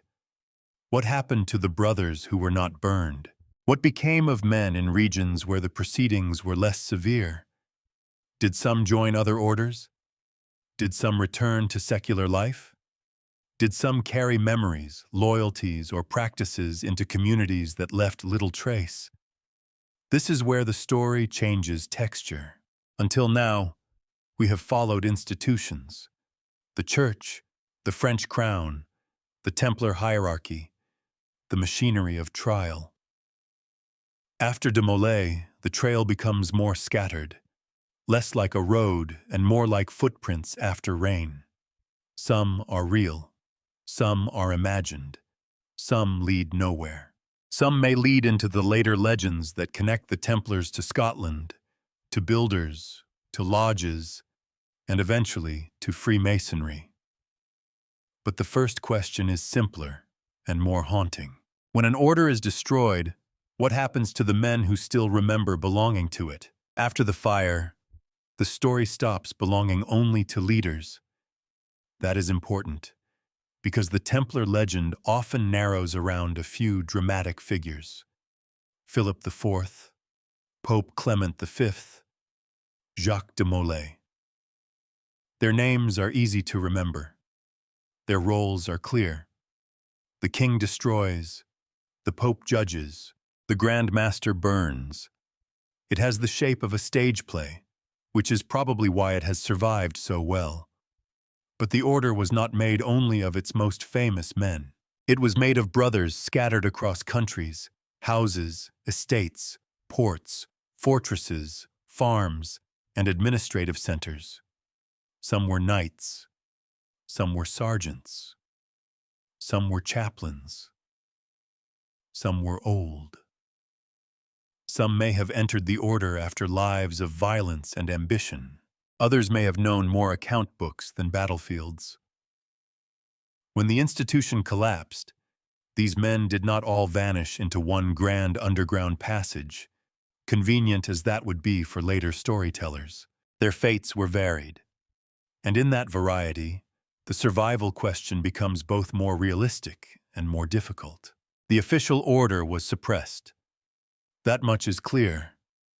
The Knights Templar did not simply continue in public under the same name, wearing the same mantle, answering to the same hierarchy, as though the trial had been a temporary misunderstanding. Their corporate body was broken. Their property was reassigned, much of it intended for other religious military orders. Their leadership had been destroyed or neutralized. Their reputation had been placed under a stain that no surviving brother could easily wash away. But suppression of an institution is not the same as erasure of every member. This is where people often move too quickly. They imagine two possibilities. Either the Templars were completely exterminated, or they survived as a hidden order with secret rituals intact. History offers a less satisfying, more plausible middle ground. Many brothers lived. Some were imprisoned. Some were released. Some entered other religious communities. Some were absorbed into different orders. Some likely returned to quieter forms of life, carrying with them memories of vows that no court could confiscate. The question is what those memories became. A man can stop being legally recognized as a Templar and still remember the order's prayers, disciplines, friendships, humiliations, loyalties, and fears. He can remember the shape of initiation. He can remember who stood beside him. He can remember the betrayal he believed he suffered. He can tell the story to a nephew, a fellow veteran, a priest, a patron, or no one at all. That kind of survival is intimate, uneven, and almost impossible to document fully. It leaves few clean records, and that is exactly why later speculation found room to grow. When we say that the brothers disappeared, we should not imagine a single secret migration.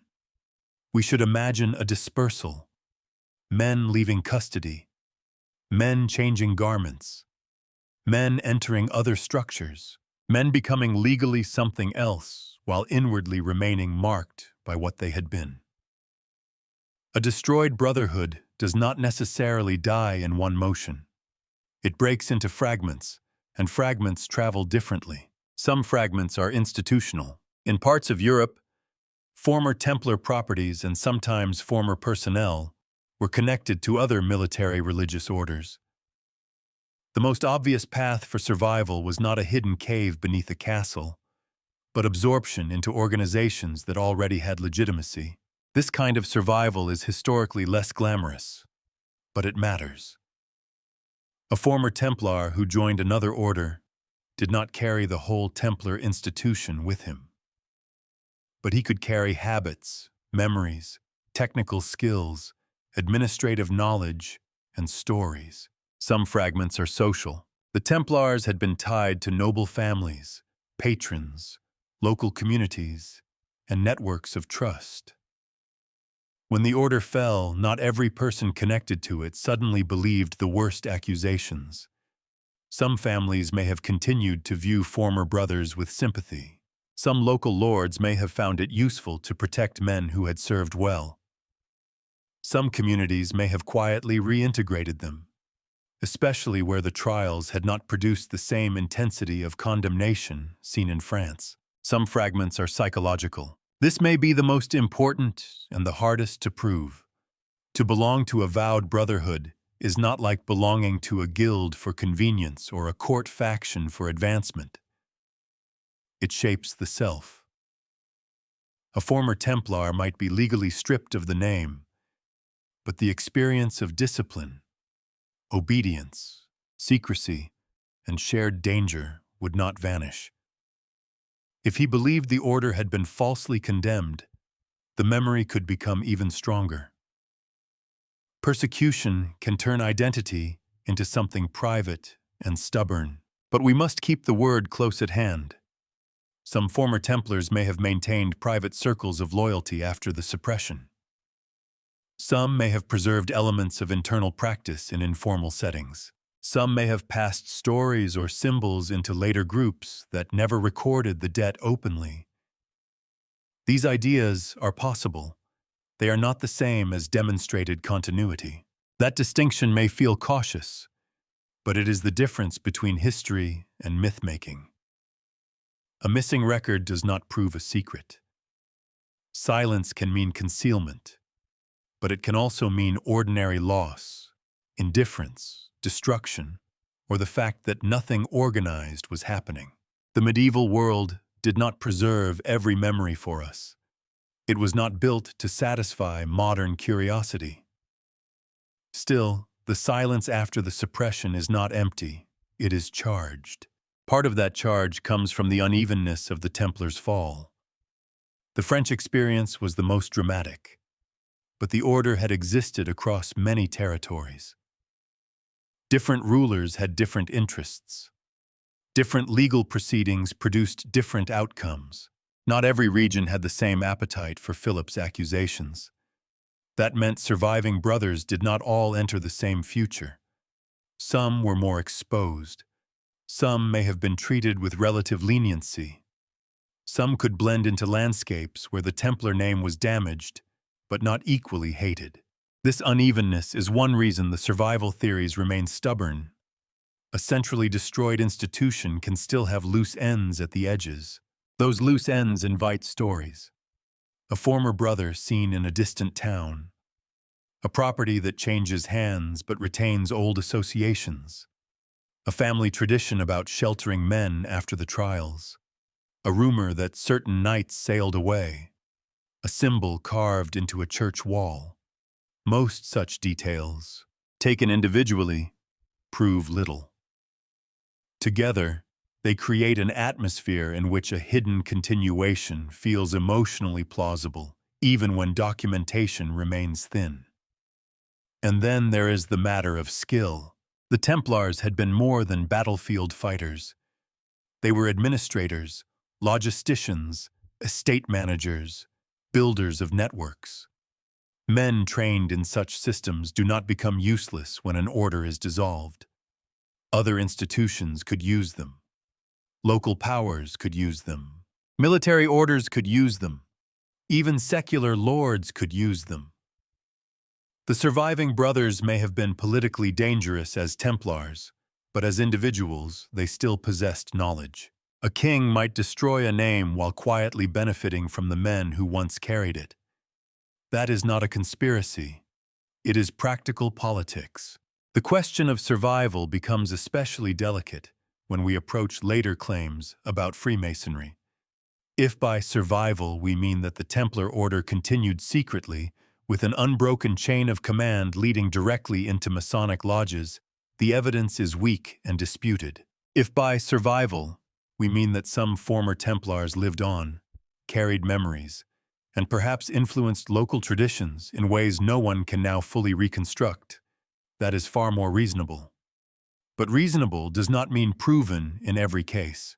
The historian's frustration is that the most plausible forms of survival are also the least visible. A secret Grand Council would leave enemies, rumors, documents, betrayals, money trails. A wounded memory carried by scattered men might leave almost nothing.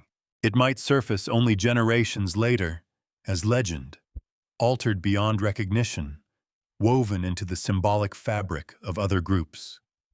That is how memory often works. It does not preserve the original object like a sealed jar. It ferments. It changes flavor.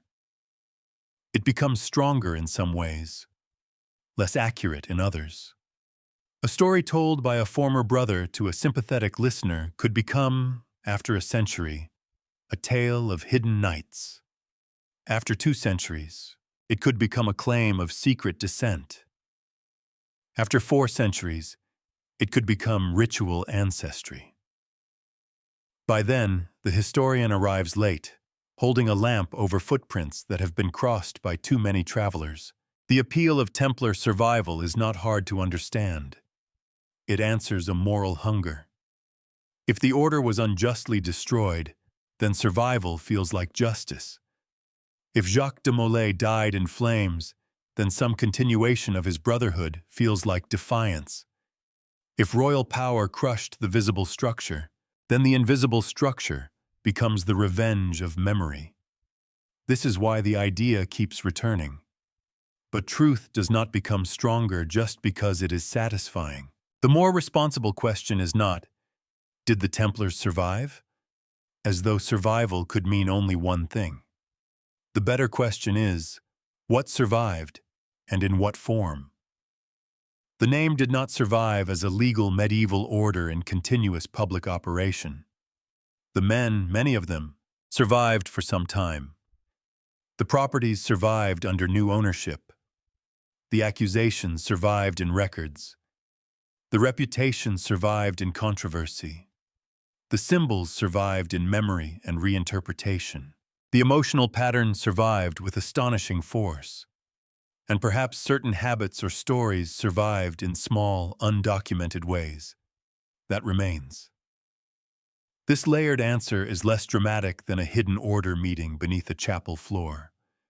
But it is more interesting, because it shows how history actually passes through catastrophe, not as a single golden thread, unbroken and shining.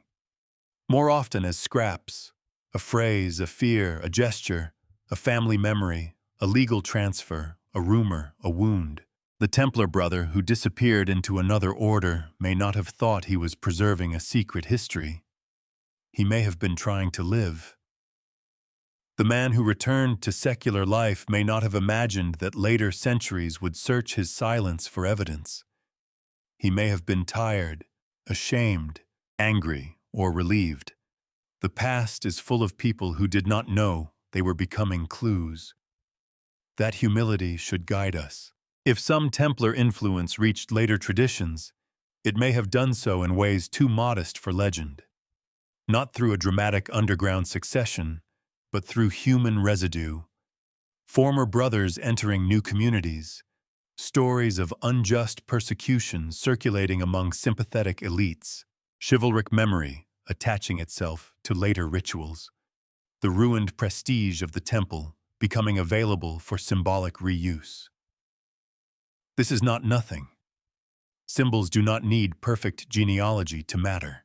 A later brotherhood could inherit the idea of the Templars without inheriting the institution. It could borrow the image of fidelity under persecution. It could use the temple as a moral stage.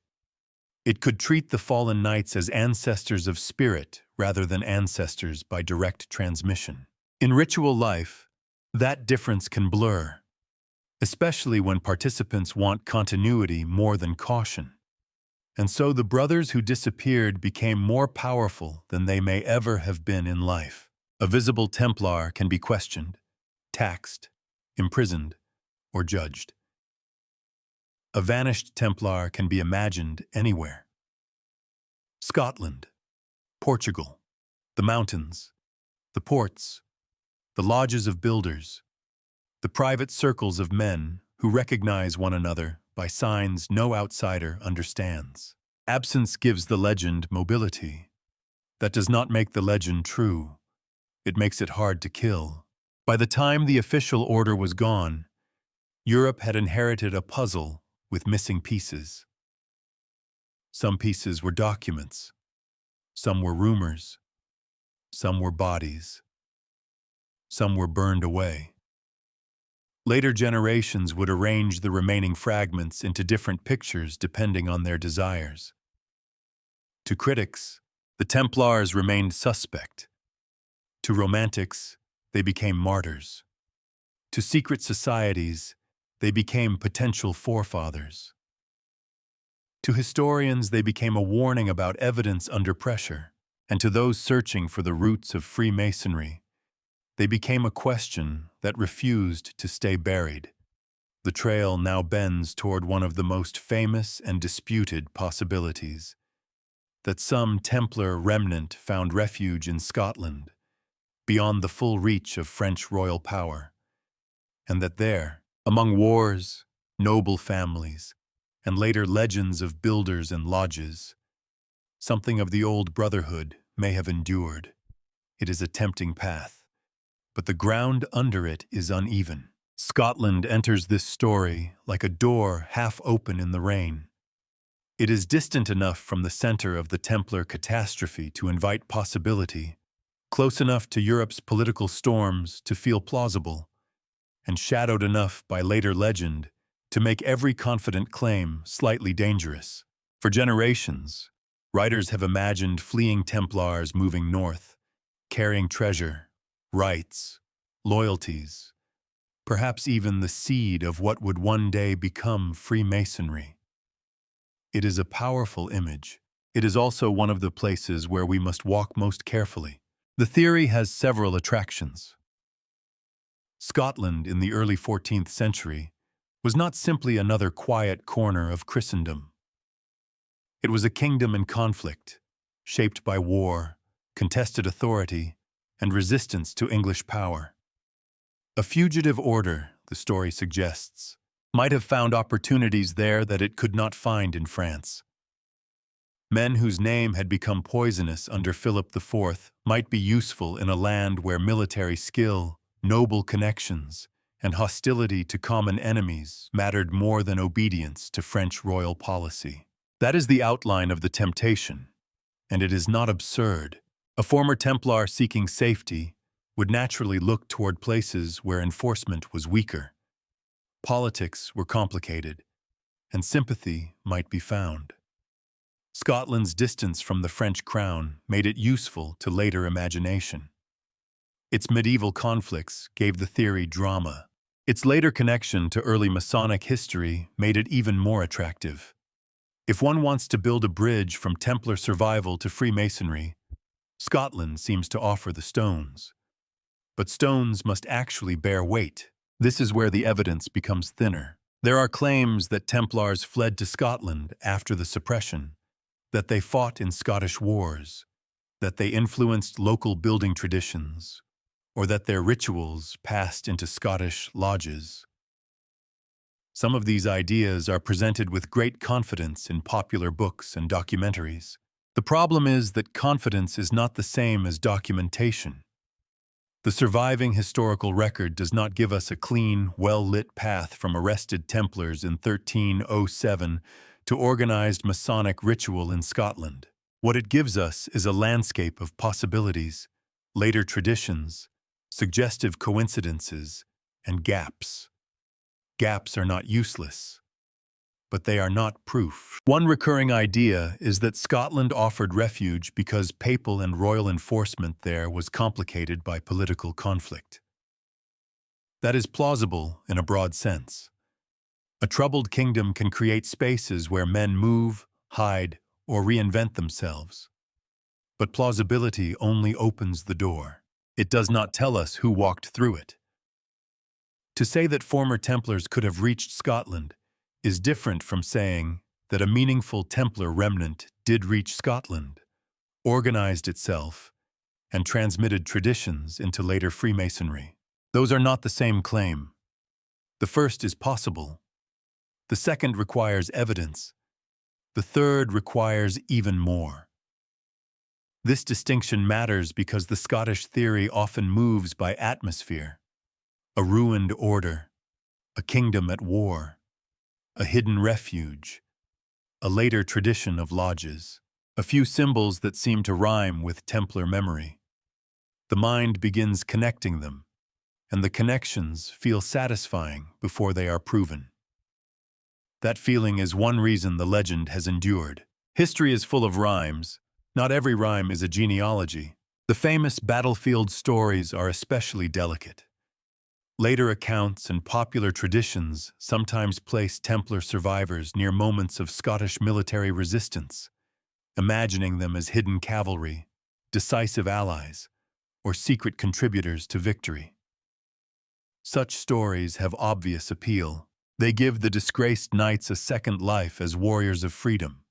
They also place them on the side of a romantic underdog, which is very convenient for legend. But the evidence here remains disputed and often weak.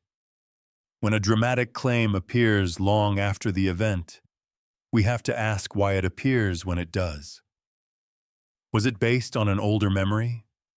Was it created to lend prestige to a family, a lodge, a nation, or a cause?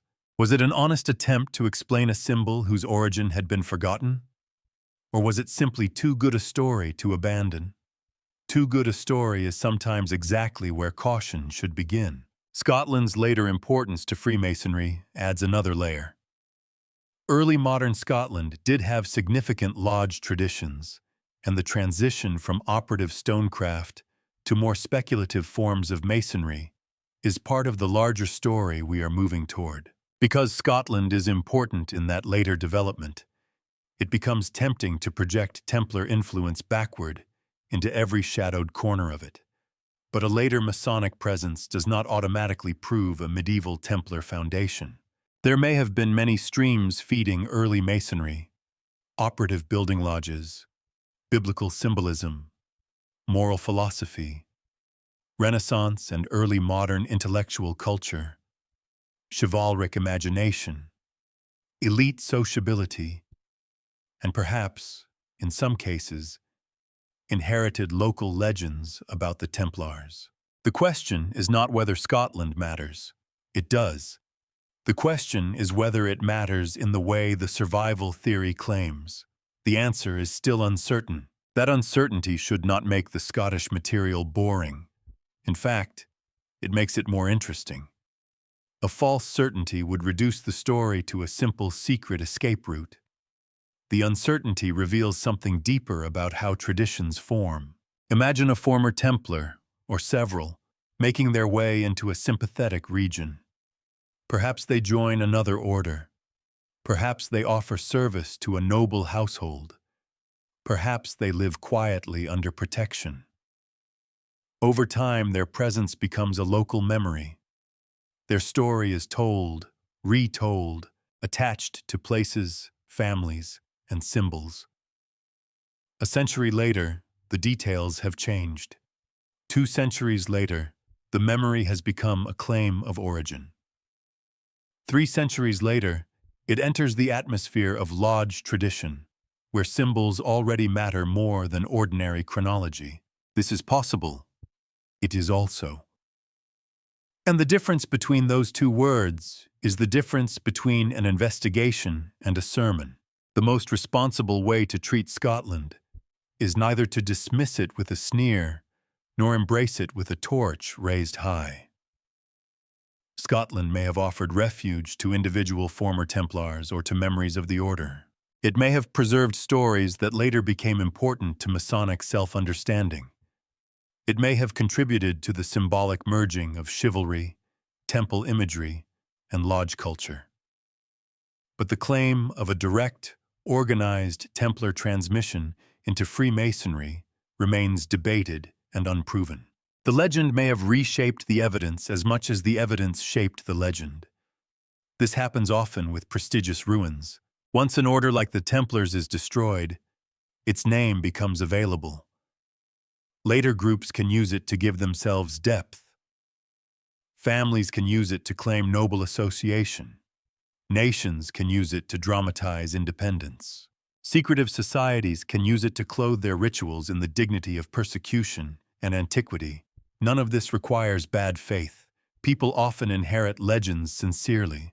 They do not always know where memory ends and embroidery begins. Scotland, with its wars, its distance, its later lodge culture, and its romantic place in historical imagination, became an ideal ground for that embroidery.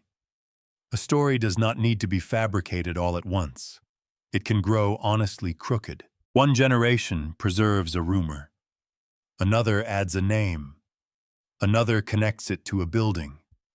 Another reads a symbol through the lens of a book written centuries later.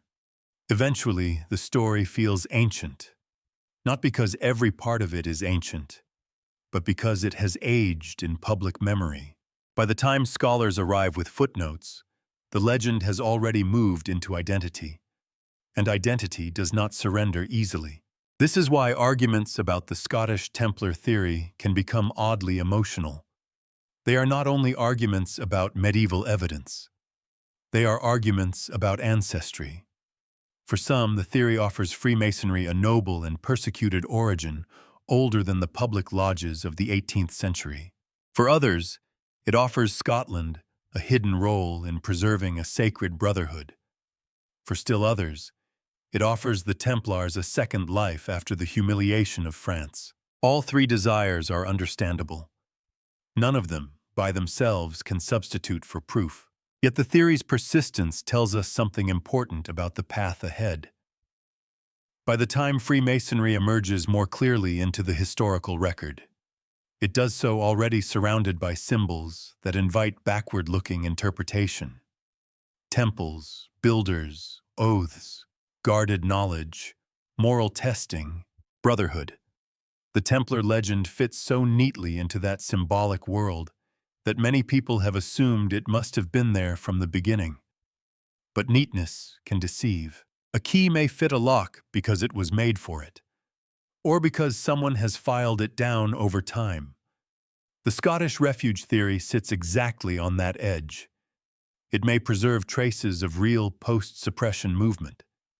It may reflect later efforts to give Freemasonry an ancient chivalric ancestry. It may contain both, a small historical seed covered by layers of national myth, lodge memory, and romantic reconstruction. That mixed possibility is often the hardest to live with. People prefer yes or no. Secret history often answers with maybe, then asks whether we are patient enough to keep looking. For now, we can say this. After the fall of the Templars, Scotland became one of the great imagined shelters of the Order's afterlife. Whether many Templars actually found refuge there in an organized way remains unproven. Whether later Scottish traditions helped shape the symbolic connection between Templars and Masonry is more plausible, though still complex. What survived there may not have been an institution. It may have been a story waiting for a structure. And that structure, when we next approach it, will not first appear as a knightly order. It will appear among builders, men who worked with stone, geometry, sacred proportion, and the practical mysteries of raising walls toward heaven.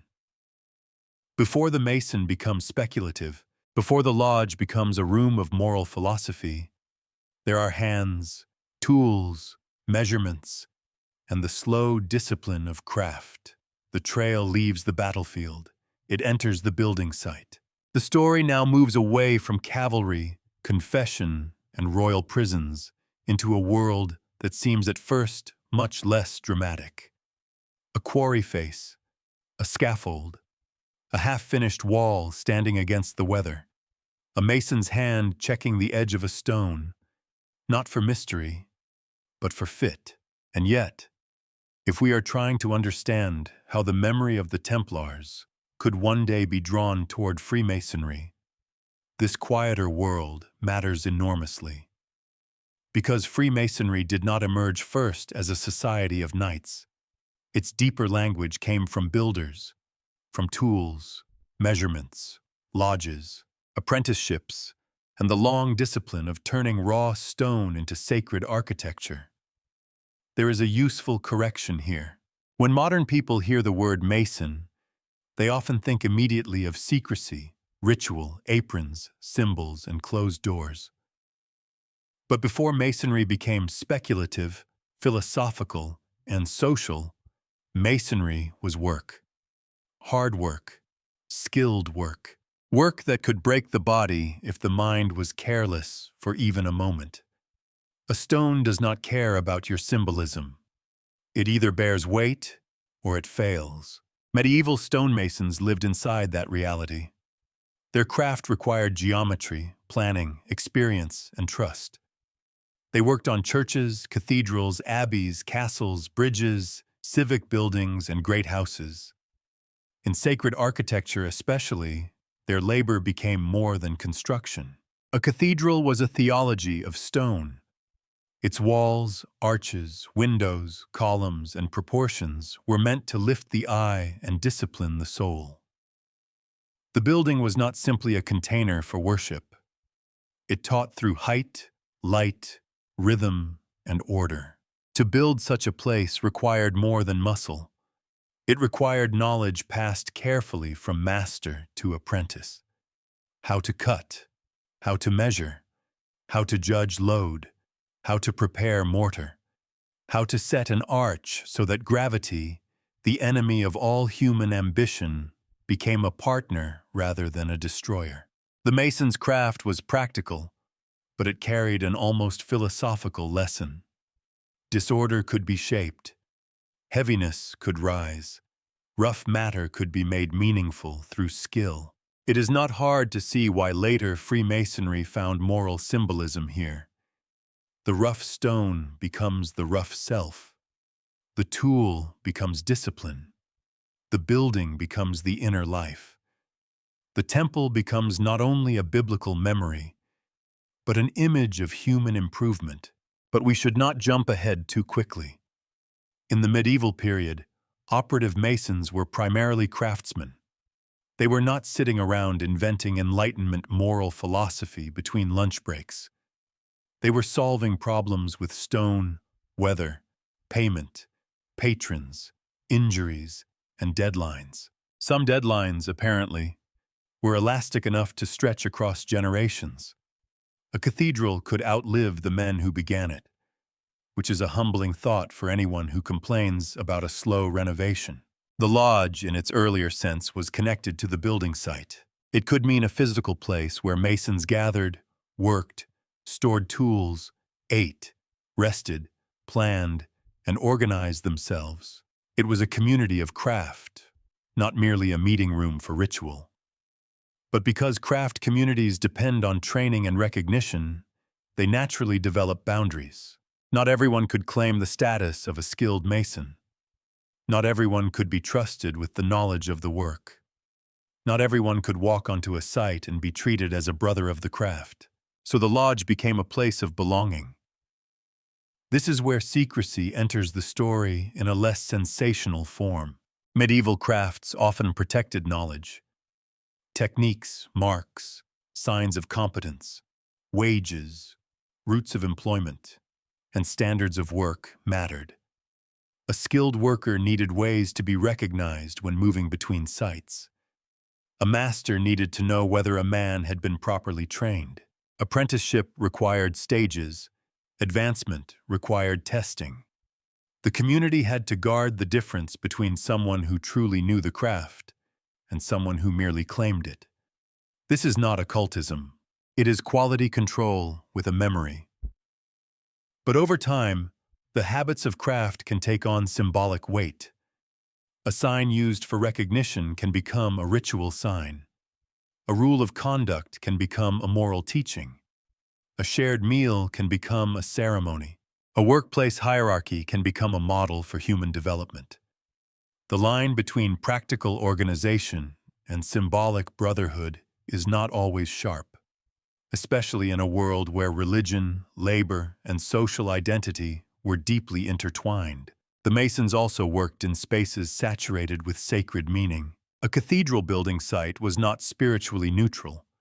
The men who shaped the stones might not have been theologians, but their work served a theological world. Every arch pointed beyond itself. Every carved figure belonged to a visual language of sin, salvation, order, memory, and warning. Geometry was not just mathematics. It could be felt as a glimpse of divine order. Proportion was not just pleasing. It suggested harmony built into creation. A mason could spend his life working on a sacred building whose full meaning no single worker controlled. That experience matters.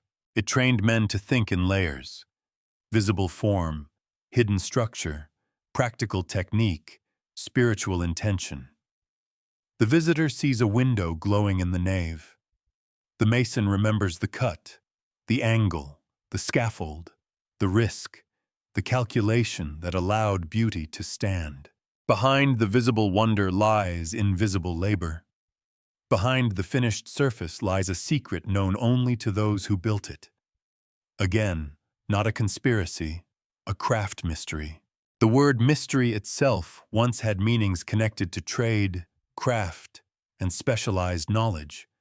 To know a mystery was not necessarily to possess forbidden magic. It could mean belonging to a skilled practice whose methods were not obvious to outsiders. This older sense helps us avoid a modern misunderstanding. When we encounter secrecy around medieval builders, we should not immediately imagine hidden doctrines. Much of it may have been professional knowledge wrapped in communal identity. Yet professional secrecy can become the soil from which ritual secrecy grows. This is the important bridge. The operative lodge already had many features that later speculative masonry could reinterpret. Initiation into a craft, degrees of skill, tools with moral potential, shared rules, guarded knowledge, brotherhood across locality, and work connected to sacred buildings. None of these requires Templar survival. Freemasonry had enough material within the building tradition itself to develop a rich symbolic system. That may be disappointing to those who want every symbol to come from a fugitive knight. But it makes the story stronger. Because when Templar memory later enters Masonic imagination, it does not enter an empty room. It enters a room already filled with temples, stones, tools, vows, and the idea that inner transformation can be taught through symbolic craft. The Templar legend fits because the Masonic world already had architecture in its bones. This is where the two streams begin to approach one another. The Templars were associated with the temple through sacred geography and crusading memory. The Masons were associated with temples through construction, scripture, and craft symbolism. The Templars carried the drama of persecution and hidden survival. The Masons carried the language of building, measurement, and moral formation. When later speculative masonry looked backward, these streams could be combined into a powerful story. Builders of the spiritual temple, inheriting or honoring the lost guardians of the sacred temple. Historically, that combination developed over time. Symbolically, it feels almost inevitable. But inevitability is not evidence. It is only an explanation for why an idea becomes attractive. The medieval Masons themselves were not simply waiting for Templar refugees to hand them secret rites. They had their own traditions, their own organization, their own reasons for guarded knowledge. Their craft produced secrecy naturally because skill had to be protected and transmitted. Their work produced symbolism naturally because they built structures filled with religious meaning. Their mobility produced brotherhood naturally because craftsmen traveled from site to site and needed networks of recognition. These are strong roots, and they are visible roots. A mason's mark carved into stone may not reveal a hidden doctrine, but it does reveal presence. A lodge rule may not prove a secret society in the modern sense, but it reveals organization. A craft apprenticeship may not sound dramatic, but it reveals a system of transformation. The apprentice becomes something more through discipline, time, and instruction. That pattern will become central, because initiation is not always about secret knowledge in the narrow sense. Sometimes it is about permission to see ordinary things differently. A tool that was once only a tool becomes a moral emblem. A stone that was once only a stone becomes the self. A building site becomes the world. A temple becomes the ideal order toward which human beings are supposed to labor. This is the genius of later Masonic symbolism. It did not need to abandon the craft in order to become philosophical. It could deepen the craft. It could say that the old tools had always pointed beyond themselves, or at least that they could now be used that way. And once that move was made, the door opened to older stories. Solomon's temple could become the great symbolic center. The builder could become a moral figure. The lodge could become a place of instruction. The brotherhood could become an ethical society. and the lost Templars, with their own connection to the temple, could be invited into the ancestry of meaning, whether or not they belong to the ancestry of documents. This is how traditions often merge, not by one replacing the other, but by one discovering that the other speaks a compatible language. The builders had stone. The Templars had the temple. The builders had lodges. The Templars had vows. The builders had guarded craft. The Templars had guarded brotherhood. The builders had sacred architecture. The Templars had sacred geography. It is easy to see the resemblance. It is harder to prove inheritance. Still, resemblance can shape history when people act upon it. If later Masons saw themselves as heirs to ancient builders and protectors of sacred truth, the Templar legend gave them a dramatic chivalric dimension. It supplied persecution, courage, secrecy, and nobility. The Masons' world supplied the tools and structure. The Templar world supplied the wound. Together, they formed a mythology powerful enough to endure. But before Freemasonry could make that symbolic leap, the craft itself had to change. The lodge had to become more than a place for working masons. Men who were not stonecutters had to enter. The tools had to loosen from their literal use and become moral instruments. The building site had to become an inward architecture. The story of Freemasonry begins not when builders vanish, but when their language becomes too meaningful to belong only to builders. The stone remains. But now someone begins to ask what else it could mean. The transformation from working stonemasons to speculative Freemasons did not happen like a curtain being pulled back. No single evening can be pointed to with confidence where men put down chisels, cleared their throats, and announced that from now on the lodge would be mainly about moral philosophy, ancient symbolism, and the improvement of the soul. History is rarely that considerate. More often, change arrives gradually, through exceptions that become habits, habits that become traditions, and traditions that later pretend they were always inevitable. The lodge widened. That is the simplest way to say it. Men who were not operative Masons began to enter Masonic circles. Some were patrons, some were gentlemen, some were intellectuals, some were drawn by sociability, others by curiosity, status, moral seriousness, or the appeal of belonging to a brotherhood with roots in an older craft. They did not necessarily come to learn how to set an arch or cut a block cleanly enough to satisfy a master builder. They came because the language of building had begun to mean more than building. This is the key shift. A tool can remain a tool for centuries. Then one day, without ceasing to be practical, it becomes symbolic. The square no longer belongs only to measurement. It begins to suggest upright conduct. The compass no longer belongs only to geometry.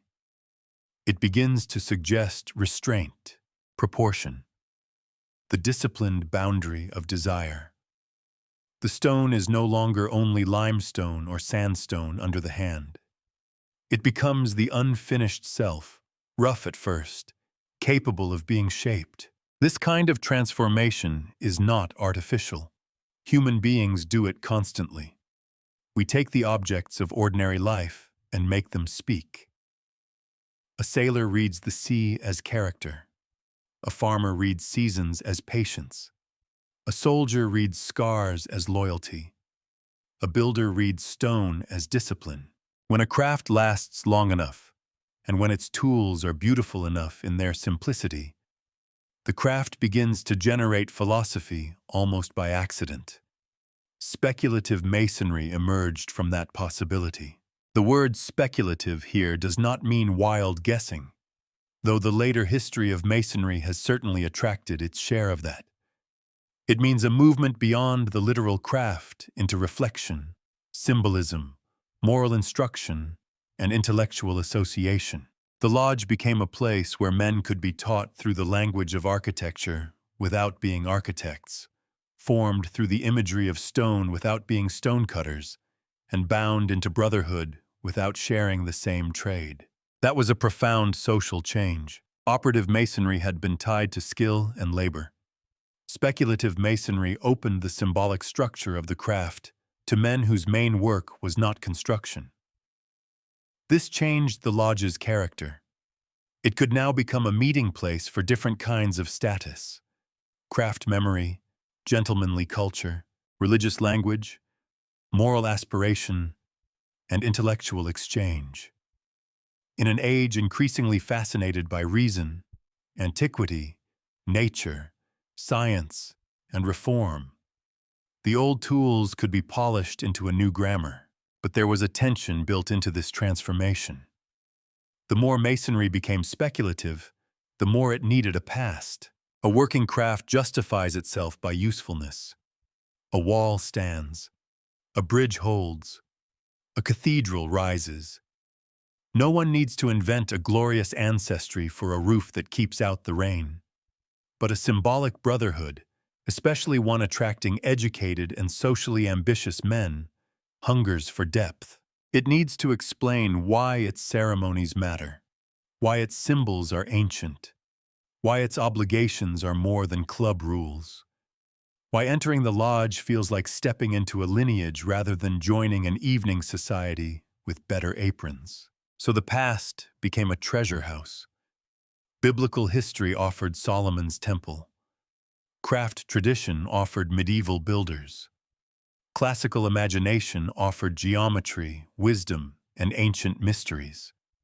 Christian moral culture offered virtue, brotherhood, and the drama of inner reform. Chivalric memory offered honor, loyalty, and noble suffering. And somewhere in that gathering of inheritances stood the Templars, not yet always central, but waiting with extraordinary symbolic usefulness. Because the Templars had what speculative masonry could use: an aura of antiquity, secrecy, sacred architecture, persecution, and brotherhood. They had been associated with the temple. They had been destroyed by powerful authorities. They had been accused of hidden rites. Their ending left a gap large enough for imagination to enter. But again, we should not reverse the order too quickly. Freemasonry did not need the Templars in order to become symbolic.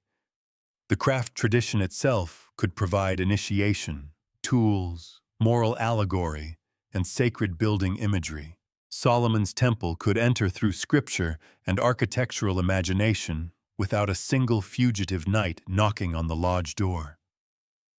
The Templar connection became compelling because it enriched an already developing system. It gave the builder's moral world a chivalric wound, and wounds are powerful in ritual memory. A brotherhood that only claims wisdom may sound respectable. A brotherhood that claims wisdom preserved through persecution sounds dramatic. It offers not only instruction, but danger. Not only morality, but endurance. Not only old symbols, but a reason those symbols had to be guarded. That is the emotional bridge between speculative masonry and Templar legend. In the early stages of Masonic development, however, the focus was broader. The lodge became a theater of moral formation. That phrase may sound grand, but it is accurate. A man entered, received instruction, encountered symbols, passed through degrees, and learned to see himself as part of a fraternity that used ancient forms to speak about conduct, duty, mortality, and the ordering of life.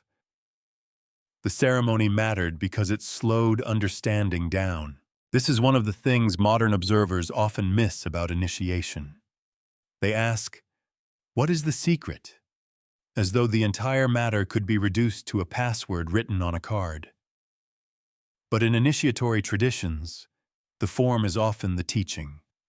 The waiting, the obligation, the language, the movement through symbolic space, the presence of other men who have already passed through it, all of this creates seriousness. It tells the initiate that meaning is not merely received, it is entered. That is very different from reading a manual. Speculative Masonry understood, or came to understand, that moral lessons can be made memorable when they are embodied. A lecture can be forgotten. A ritual leaves a mark. A symbol seen at the right moment can remain in the mind for years, precisely because it does not explain itself completely. It invites return. It asks to be interpreted again as the man changes. This is why Masonic symbolism could be so durable. The square and compass do not exhaust themselves in one definition. The rough ashlar and perfect ashlar, the temple, the working tools, the idea of building inwardly, these images can be simple enough for a new initiate and deep enough for a lifetime of reflection. Good symbols are not puzzles with one answer. They are rooms with more than one door. And because Masonry used such symbols, it could absorb additional layers over time. This is important for the Templar question. A rigid institution has little room for new ancestry. A symbolic institution has more. It can reinterpret. It can add degrees. It can attach legends. It can take older stories and place them inside moral dramas. It can honor a historical order not necessarily by proving legal descent from it, but by making it part of the ritual imagination. That is exactly what would happen later with Masonic Templar traditions. But in the broader transformation from operative to speculative Masonry, the first great act was not chivalric. It was interpretive. The lodge learned to read its own tools as moral emblems. It learned to turn craft hierarchy into degrees of inner progress. It learned to turn the building of a temple into the building of character. The result was subtle and revolutionary. A place once connected to labor became a place of philosophical brotherhood. A trade vocabulary became an ethical language. A craft mystery became a ritual system. A practical lodge became a symbolic world. This did not make Masonry fake. It made it adaptable. Traditions survive not only by preserving old forms, but by giving those forms new uses. If the early operative Mason used a square to shape stone, the speculative Mason could use the square to examine conduct. The object remained recognizable. The meaning expanded. Some critics would later see this expansion as evidence of deception, as though Masonry was pretending to be older or more mysterious than it was. In some cases, Masonic writers certainly exaggerated antiquity, as many institutions did in an age that valued ancient origins. But exaggeration of age does not mean absence of substance. A tradition can mythologize its past and still develop a serious moral culture. The mistake is to treat myth either as pure truth or pure fraud. Often, it is identity speaking in symbolic language. The early speculative Masons were not merely inventing stories for entertainment. They were building a framework of belonging. That framework had social power. In a divided Europe, the lodge could imagine brotherhood across differences of rank, profession, and sometimes confession, though always within the limits and exclusions of its own time. It offered a controlled space where men could speak of virtue, order, reason, and mutual obligation. It did not abolish hierarchy, but it could soften certain boundaries under the language of fraternity. It did not create modern democracy by itself, but it helped cultivate habits of association that would matter in the modern world. This is where Masonry begins to step beyond craft into culture. A working Mason might travel because buildings required his skill. A speculative Mason could travel through networks of recognition, ideas, and sociability. The lodge became not only a memory of the building site, but a portable moral architecture. Wherever it appeared, it could recreate the symbolic space.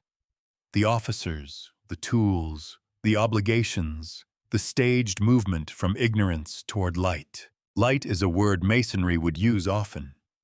We should be careful with it. It can sound vague if treated lazily.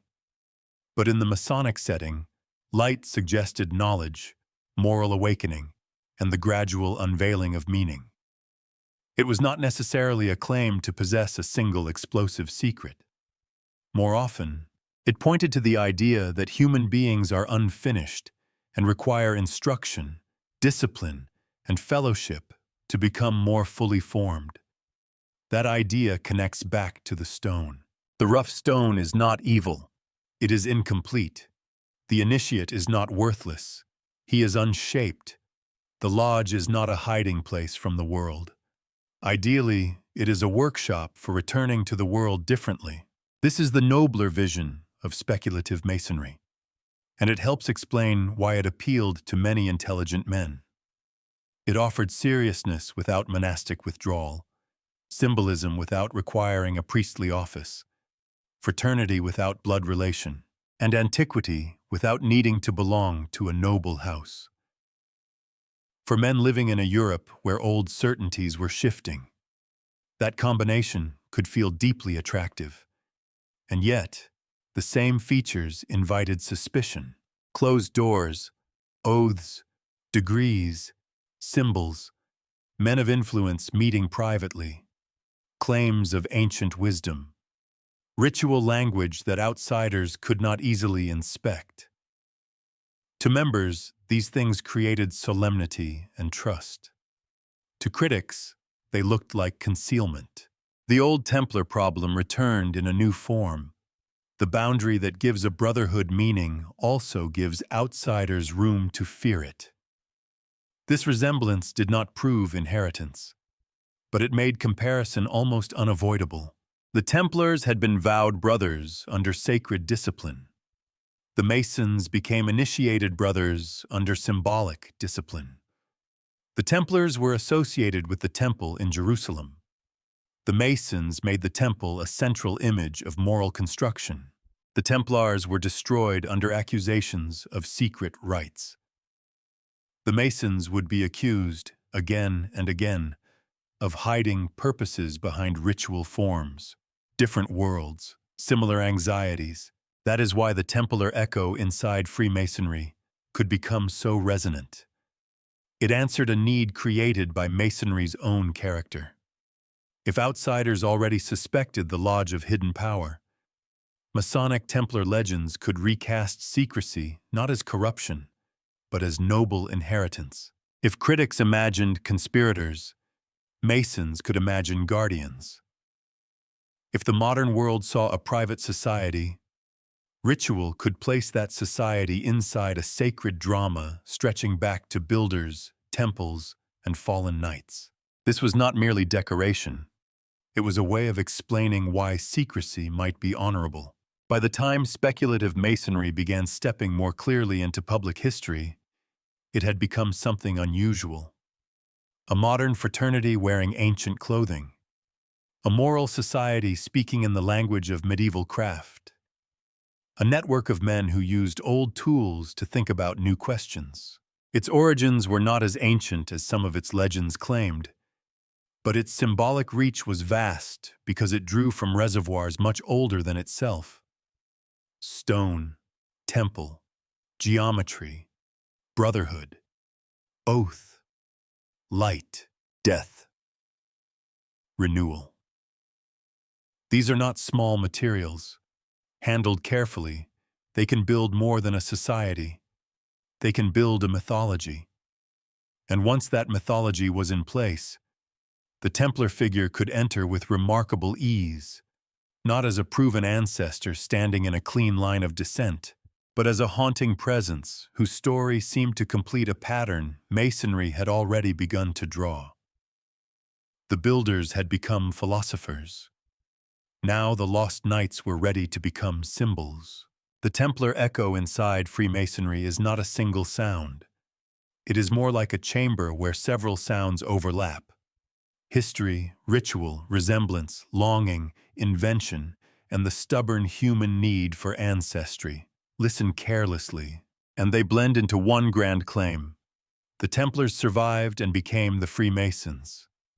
Listen more carefully, and the echo separates into layers, Some layers are documented, some are suggestive, some are beautiful but fragile.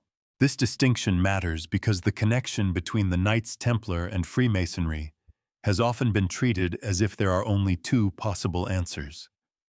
Either the Freemasons are the direct heirs of the medieval Templars, carrying a hidden tradition through centuries of danger, or the entire connection is fantasy and should be thrown away.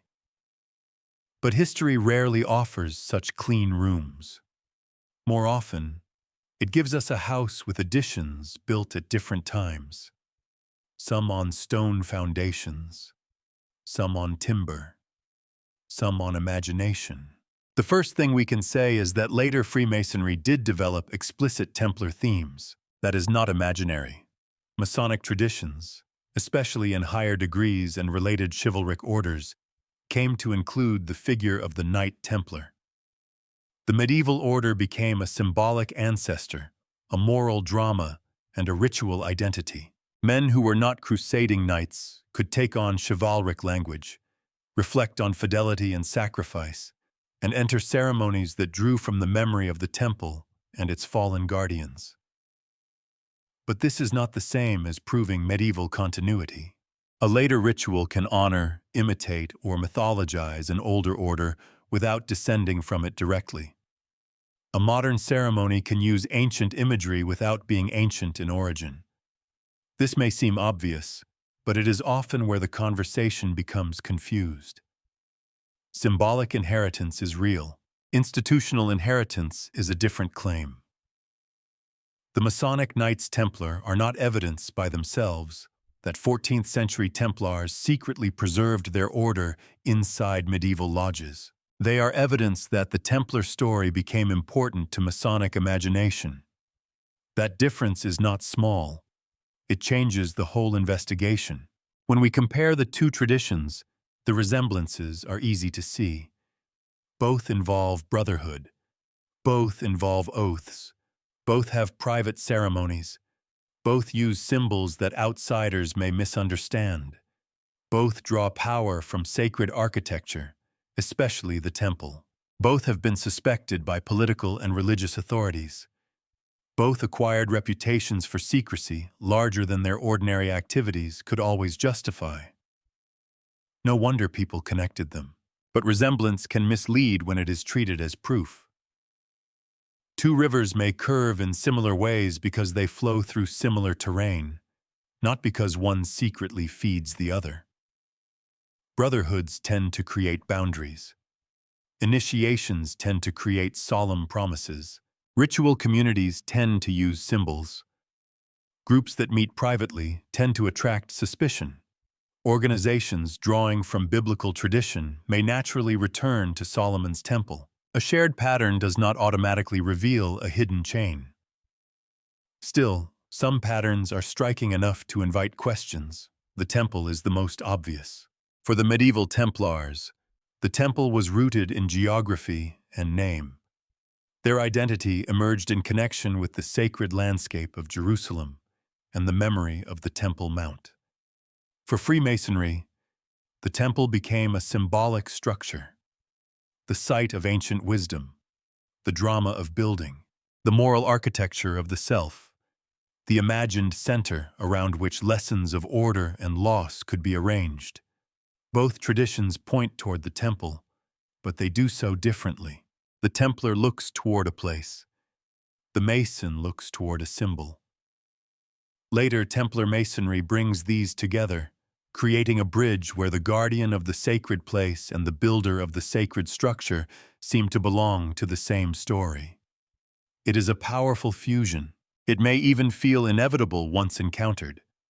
But again, symbolic inevitability is not the same as historical proof. Then there are the oaths. Oaths are central to nearly every serious initiatory or religious order. They create obligation. They bind speech. They mark the difference between curiosity and commitment. To the outsider, an oath can look threatening because it suggests that loyalty to the group may outrank loyalty to ordinary society. To the insider, an oath may mean seriousness, trust, and moral accountability. The Templars took vows within a religious military framework. Freemasons took obligations within a fraternal and symbolic framework. Both forms create a brotherhood of trust. But the social worlds behind them are very different. A Templar vow belonged to medieval Christianity, crusading warfare, monastic discipline, and papal authority. A Masonic obligation belonged to a later world of lodges, moral instruction, sociability, and symbolic degrees. To collapse them into one continuous practice is tempting, but too quick. The same caution applies to secrecy. The Templars had an internal life not open to outsiders, as religious orders commonly did. Their reception ceremonies became the focus of accusations during the trials. Freemasonry also developed private rituals, signs, words, and modes of recognition. This overlap is central to the survival theory. If former Templars had gone underground, perhaps such guarded forms could have passed into craft lodges and later emerged as Masonic secrecy. It is possible, as a hypothesis. The trouble is proving the passage. We can imagine a former Templar teaching a trusted group certain signs or stories. We can imagine fragments entering local traditions. We can imagine chivalric memory blending with craft ritual. But imagination is not a document, and the distance between could have happened and did happen remains wide. The more exact the claim becomes, the more evidence it requires. A vague influence is plausible. A complete hidden transmission is much harder to sustain. This is why the later Masonic order of Knights Templar is so important and so often misunderstood. It shows that Freemasonry eventually embraced Templar imagery openly within certain branches. It does not automatically show that Freemasonry began as Templar survival. In fact, the later explicit adoption of Templar themes may suggest something different, that the medieval Templars became more valuable to Masonry after Masonry had already developed enough symbolic structure to receive them. The Templars entered as a powerful memory, not necessarily as the original source. There is no shame in that. Traditions often adopt ancestors after they have formed. Nations do it, families do it, universities do it, religious movements do it. A group looks backward and discovers, or chooses, figures that seem to express what it already believes about itself. The ancestor becomes a mirror polished by desire. For Freemasonry, the Templars could mirror several ideals at once: fidelity under persecution, sacred duty, noble secrecy, disciplined brotherhood, and loyalty beyond ordinary politics. They could also give Masonry something its craft origins did not naturally provide: chivalric drama. The operative Mason has tools and a lodge. The speculative Mason has symbols and degrees. But the Templar adds the fallen knight, the unjust trial, the lost master, the sacred mission interrupted. That is extraordinarily useful ritual material, especially for an organization concerned with moral testing. A Templar-themed degree or order can place the initiate inside a drama of loyalty. It can ask what a man owes to truth when reputation fails, what brotherhood means under danger, what kind of courage survives public disgrace. Whether or not the medieval Templars directly transmitted the ritual, their story can still function as a moral instrument inside Masonry. This is where symbolic truth and historical truth must be separated without insulting either one. A symbolic truth can shape people. It can inspire conduct, identity, reverence, and discipline. It can make a man feel responsible to a tradition larger than himself. But symbolic truth cannot be used as a substitute for archival proof. To say this story matters is not the same as saying this lineage is documented. Both statements can be valuable. They answer different questions. The Templar echo inside Freemasonry therefore reveals less about a simple secret bloodline and more about the way memory attaches itself to ritual systems. Freemasonry was already rich in architectural symbolism. It already used the temple as a central image. It already valued initiation, obligation, and brotherhood. The Templars arrived, or were invited, as the perfect haunted companion to those themes. They brought fire to the stone. That phrase may sound poetic, but the idea is precise. The builder's symbolism is constructive. It speaks of shaping, measuring, raising, perfecting. The Templar legend is catastrophic. It speaks of destruction, accusation, endurance, and survival through loss. When combined, they create a complete spiritual drama. Build the temple, lose the temple, guard the memory, rebuild inwardly. This is why the connection has endured even where documents fail. It feels narratively complete, and human beings are vulnerable to completeness. We like patterns that close. The Templars fall in 1314. Freemasonry emerges publicly in 1717. Perhaps the missing centuries are the hidden passage. The story is elegant, but elegance is not evidence. It may simply mean that later storytellers arranged the pieces well. There are also contradictions that should slow us down. If a Templar remnant preserved itself carefully for centuries, why do we not see clearer traces earlier? If its rituals passed into operative lodges, why are the most explicit Templar Masonic connections more visible later? If the transmission was secret, how much secrecy is enough to explain the absence of evidence? And at what point does secrecy become a shield against all criticism? These questions do not disprove every possibility. They do prevent easy certainty. A serious investigation must leave room for smaller, messier forms of influence. Perhaps individual former Templars affected local traditions that later disappeared into broader lodge culture. Perhaps stories of the order circulated among elites who later became involved with Masonry. Perhaps Scottish, French, or other regional memories helped shape Masonic chivalric degrees. Perhaps the connection was mostly literary and symbolic, created after the fact by men seeking ancient depth. These possibilities are not equally provable, but they are more historically responsible than a single dramatic claim. The Templar echo inside Freemasonry may therefore be an echo in the truest sense. An echo is not the original voice. It is what returns after striking stone. It is changed by distance, surface, and time. It can tell you that something once sounded, but not always exactly where, or how loudly, or in what words. The echo of the Templars inside Freemasonry tells us that the medieval order's memory found a home there. It does not, by itself, tell us that the medieval order survived there intact. That may feel like a less exciting conclusion, but it is more alive. Because the mystery becomes not only did the Templars become the Freemasons, but why did Freemasonry find the Templars so meaningful? That second question opens more doors.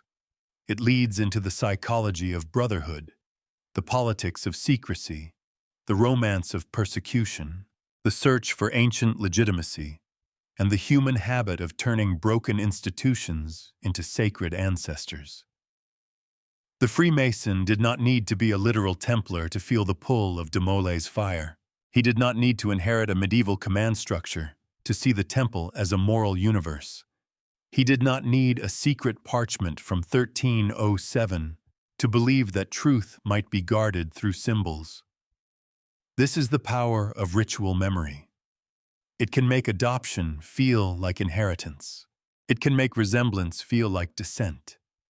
It can make a later brotherhood kneel before an older story and rise believing the story has somehow entered its blood. And perhaps, in a symbolic sense, it has. But history asks for a different kind of bloodline. It asks for documents, dates, names, institutional continuity, evidence that can survive contact with doubt. On that level, the connection remains suggestive but unresolved. The Templar themes inside Freemasonry are real. The emotional and symbolic fit is undeniable. The direct medieval continuity is not securely proven. So we stand between two errors.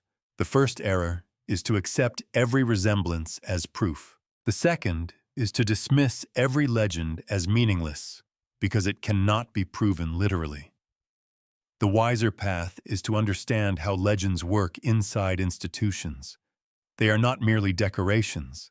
They can organize memory, justify secrecy, teach values, and connect men to imagined ancestors whose historical reality may be more complicated than ritual admits. Freemasonry did not simply preserve the Templars, it transformed them. It took a destroyed medieval order and made it speak in the language of moral fraternity. It took the accusation of secrecy and recast it as disciplined trust. It took the lost temple and made it a symbol of inner construction. It took a historical wound and placed it inside ritual memory, where wounds can become lessons. Whether something older was carried through the dark remains uncertain, but something was certainly carried forward. The need for a brotherhood to believe that its secrets are not empty, that its symbols are not arbitrary, and that its private forms belong to a story older and deeper than the men currently gathered in the room. That need will lead us next into one of the boldest modern arguments for Templar survival. The claim that early Masonry did not merely admire the Templars, but inherited hidden practices from them. It is a theory made famous by a title almost designed to provoke curiosity: Born in Blood. And like many provocative theories, it contains both insight and danger. The phrase "born in blood" sounds like it belongs to a thriller. That is probably part of its power. It suggests that Freemasonry did not emerge politely from the social clubs and building traditions of early modern Europe, but from something more violent: the shattered remains of the Knights Templar, hiding after persecution, carrying secret signs not as symbolic decoration, but as tools of survival. In this interpretation, Masonic secrecy is not merely inherited from stonemasons or developed for ritual seriousness. It is the scar tissue of a hunted brotherhood. The theory is bold. It is also contested, and that is why it belongs in this story. The argument, popularized by the book Born in Blood and later expanded in different ways by writers such as Sanford Holst, begins with a question that has never lost its force. Why did Freemasonry possess such elaborate secrecy, oaths, signs, and legends if it was only the descendant of craft lodges? Why did it seem to carry a deeper anxiety around recognition, loyalty, and betrayal? Why did its symbolic world seem so comfortable with the idea of hidden identity? To supporters of the theory, the answer lies in the Templar catastrophe. After 1307, surviving brothers would have needed ways to identify one another without exposing themselves. They would have needed trusted networks. They would have needed coded recognition, guarded speech, and private ceremonies that preserved loyalty while avoiding the attention of hostile authorities. Over time, these practices may have mingled with the world of operative Masons, especially in regions where Templars could plausibly have found refuge or sympathy. Eventually, the theory suggests, this hidden stream helped shape early Masonry. It is a compelling story because it gives function to secrecy. The signs are not just ceremonial, they are survival devices. The oaths are not just solemn traditions, they are shields. The lodge is not merely a workplace or philosophical meeting room. It is a safe house with memory. That is the dramatic strength of the survival theory. It makes scattered features of Masonry feel urgent, not ornamental. It turns ritual into evidence of danger. It turns brotherhood into an underground network. It turns the long gap between the Templar suppression and public Freemasonry into a period of concealment rather than absence. But this is also where the danger begins. A theory can become too good at explaining everything. When every silence becomes proof of secrecy, every resemblance becomes a clue, and every missing document becomes evidence of successful concealment. The theory becomes difficult to test. It begins to protect itself from doubt. The less evidence appears, the more deeply hidden the truth must have been. That may be emotionally satisfying, but historically it is risky. A claim must be able to meet resistance. Otherwise, it becomes belief wearing a historian's coat. The born-in-blood argument deserves attention because it asks real questions about the origins of Masonic secrecy. It recognizes that rituals are not born from nothing. It takes seriously the possibility that persecution can shape forms of recognition and guarded identity. It also reminds us that official histories often leave out marginal, hidden, or defeated groups. Those are valuable instincts. But valuable instincts do not automatically produce a proven conclusion. The main difficulty is continuity. To show that the Templars influenced Freemasonry directly, one would need more than parallels between oaths, symbols, and secrecy. One would need a traceable path. Names, places, documents, transitional communities, earlier ritual forms that clearly link the medieval order to later lodges. Evidence strong enough to survive the obvious objection that many brotherhoods use secrecy, many crafts use signs, and many religious traditions use oaths. Without that, the theory remains intriguing but uncertain. Sanford Holst and others have tried to widen the discussion by looking beyond the simplest version of the Templar to Mason claim. Instead of imagining a single hidden chain, some arguments explore broader networks, trade routes, surviving communities, interactions among religious minorities, crusading culture, and the movement of ideas across the Mediterranean and Europe. This approach can be more interesting because it treats Freemasonry not as a miracle suddenly appearing in London, but as part of a long cultural mixing of symbols, crafts, religious memories, and fraternal habits. That wider lens has value. It also requires even more caution. The broader the net, the easier it becomes to catch things that only appear connected. A symbol in one place, a custom in another, a phrase in a later ritual, a medieval rumor, a lodge tradition recorded centuries afterward. These may all matter, but they do not all matter equally. Some are evidence, some are analogy, some are context, some are coincidence wearing a dramatic cloak, and coincidence has an excellent wardrobe.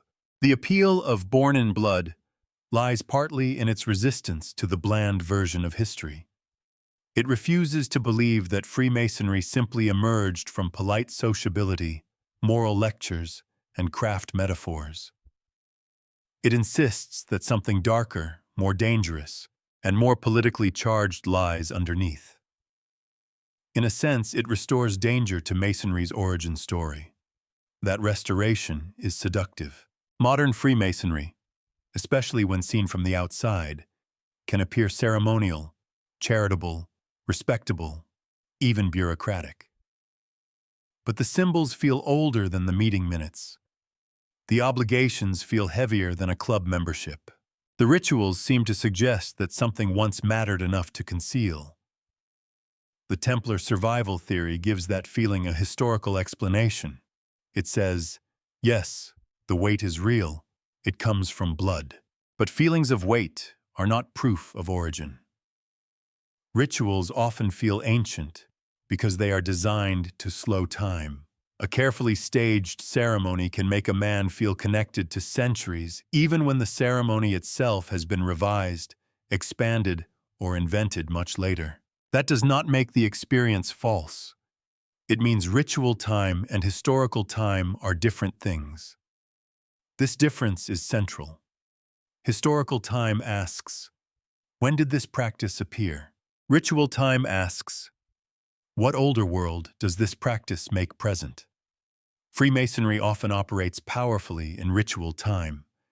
It invokes ancient builders, sacred temples, lost wisdom, and moral journeys. The Templar theory tries to convert that ritual depth into historical continuity. Sometimes it may be right to look for historical roots. But not every ritual depth corresponds to an unbroken institutional chain. A symbol can be old in meaning and newer in arrangement. The Templar cross, the legend of de Molay, the language of chivalric fidelity, and the memory of persecution could enter Masonry long after the medieval order ended and still feel ancient inside ritual. That is not fraud. It is how symbolic systems absorb the past. Still, the survival theory should not be dismissed too quickly. There is a reasonable point hidden beneath some of the more dramatic claims. Persecution changes how groups remember. A destroyed order does not have to survive intact in order to influence later secrecy. Former members, sympathizers, or local traditions could pass on habits of guarded recognition. Stories of betrayal could shape how later groups understood trust. The trauma of the Templar trial could become part of the cultural atmosphere from which later fraternal secrecy drew meaning. That is a softer claim than the Templars became the Freemasons. It is also more plausible. But softer claims rarely sell as many books. This is the tension with theories like Born in Blood. Their strength is narrative clarity. Their weakness is often the same thing. They take a messy historical landscape and reveal a hidden road running through it. Once you see the road, everything seems to line up. The arrests, the fugitives, Scotland, the lodges, the signs, the oaths, the emergence of Freemasonry. The pattern is satisfying because it makes the centuries obey. But centuries do not always obey. They drift. They forget. They borrow. They misremember. They revive old names for new purposes.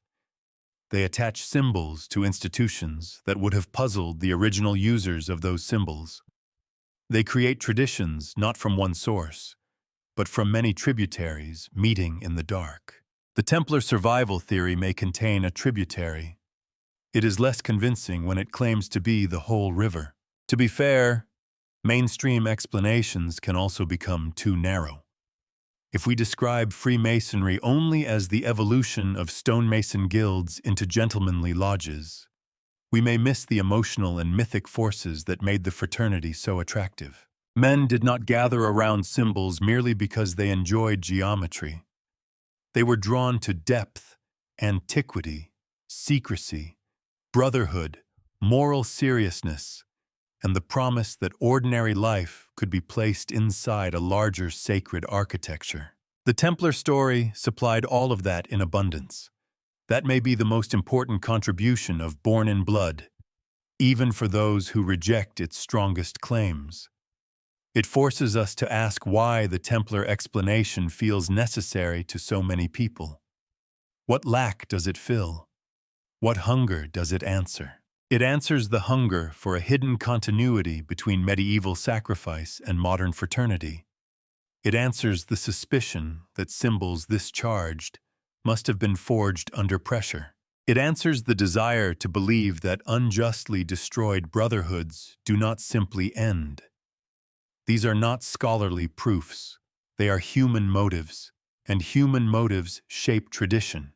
The more cautious view would say this: Born in Blood and related survival theories are best treated as interpretive provocations rather than settled history. They gather intriguing parallels and ask useful questions, but they often move beyond what the evidence can firmly support. Their value lies not in giving us a final answer, but in showing how powerful the Templar-Masonic connection became in modern imagination. In that sense, the theory is itself part of the history, not because every claim is true, but because people believed, debated, repeated, and built meaning around it. A theory about hidden inheritance can become a tradition of interpretation. It can influence how Masons and non-Masons alike read the symbols. It can make the lodge feel older, more dangerous, more wounded, more noble. It can turn uncertain history into identity. This is the strange loop of secret history. A legend may begin as an attempt to explain a tradition. Then the legend becomes part of the tradition it was trying to explain. By the time one reaches modern Templar Masonic narratives, the medieval order, the trial records, the Scottish refuge theory, the craft lodge tradition, and the speculative imagination have all been layered together. Pull one thread, and several centuries move.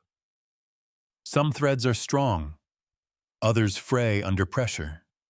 But the tapestry remains compelling because it speaks to something deeper than curiosity. It speaks to survival. Not necessarily the survival of a secret order exactly as it was in 1307. Perhaps the survival of a wound. Perhaps the survival of a style of belonging. Perhaps the survival of the idea that men bound by oath can carry meaning through hostile times. That idea is not easily proven. It is also not easily killed. The mistake would be to let the theory do too much. It should not be used to erase the real development of operative masonry, the transformation into speculative masonry, the influence of biblical symbolism, the social world of early modern lodges, or the later invention and expansion of chivalric degrees. Freemasonry was not a single locked box waiting to be opened by a Templar key. It was a growing structure with many rooms. The Templar theory opens one of them. It does not own the house, and as we move toward the public emergence of Freemasonry in the early 18th century, that distinction becomes crucial. By 1717, Masonry steps more clearly into the historical light, not as a medieval military order in disguise, but as a fraternity shaped by craft inheritance, symbolic ambition, social change, and a fascination with ancient wisdom. The Templar echo is there, or soon will be there with increasing force, but it is now part of a broader transformation. The hidden brotherhood, if it ever existed in the form imagined by survival theorists, had become something else. Or perhaps the better way to say it is this. By the time Freemasonry became visible, the question was no longer only what it had preserved from the past. The question was what kind of modern world needed it. In 1717, Freemasonry stepped into the light. Not completely, not nakedly, not with every symbol explained and every ritual laid open for public inspection, but clearly enough that historians can point to London and say, here, something becomes visible.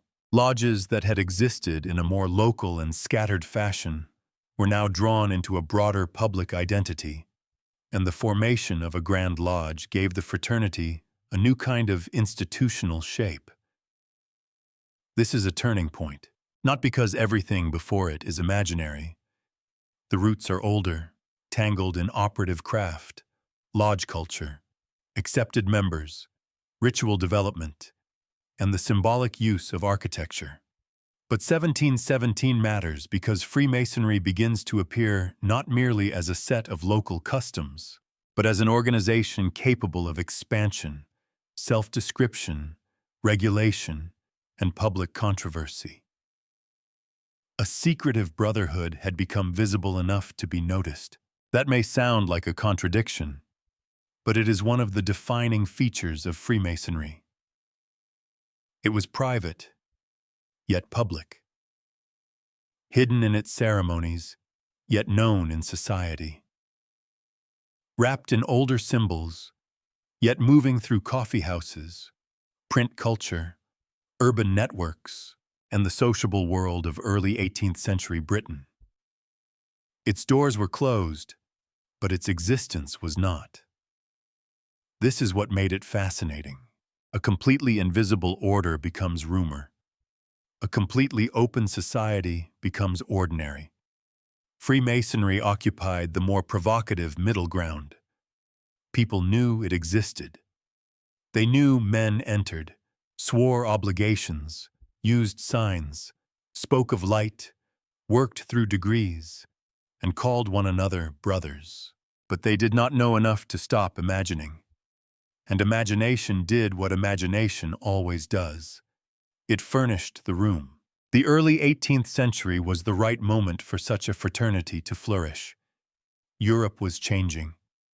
The old religious certainties that had once ordered public life still mattered deeply, but they were no longer uncontested in the same way. Confessional conflict had left scars.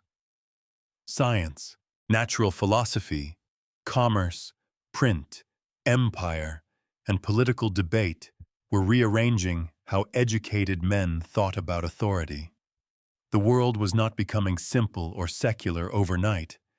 It was becoming more argumentative. Freemasonry offered a strange and useful form for that new age. It was traditional without being merely medieval. Religious in tone without always being tied to one narrow theological party. Moral without being a monastery.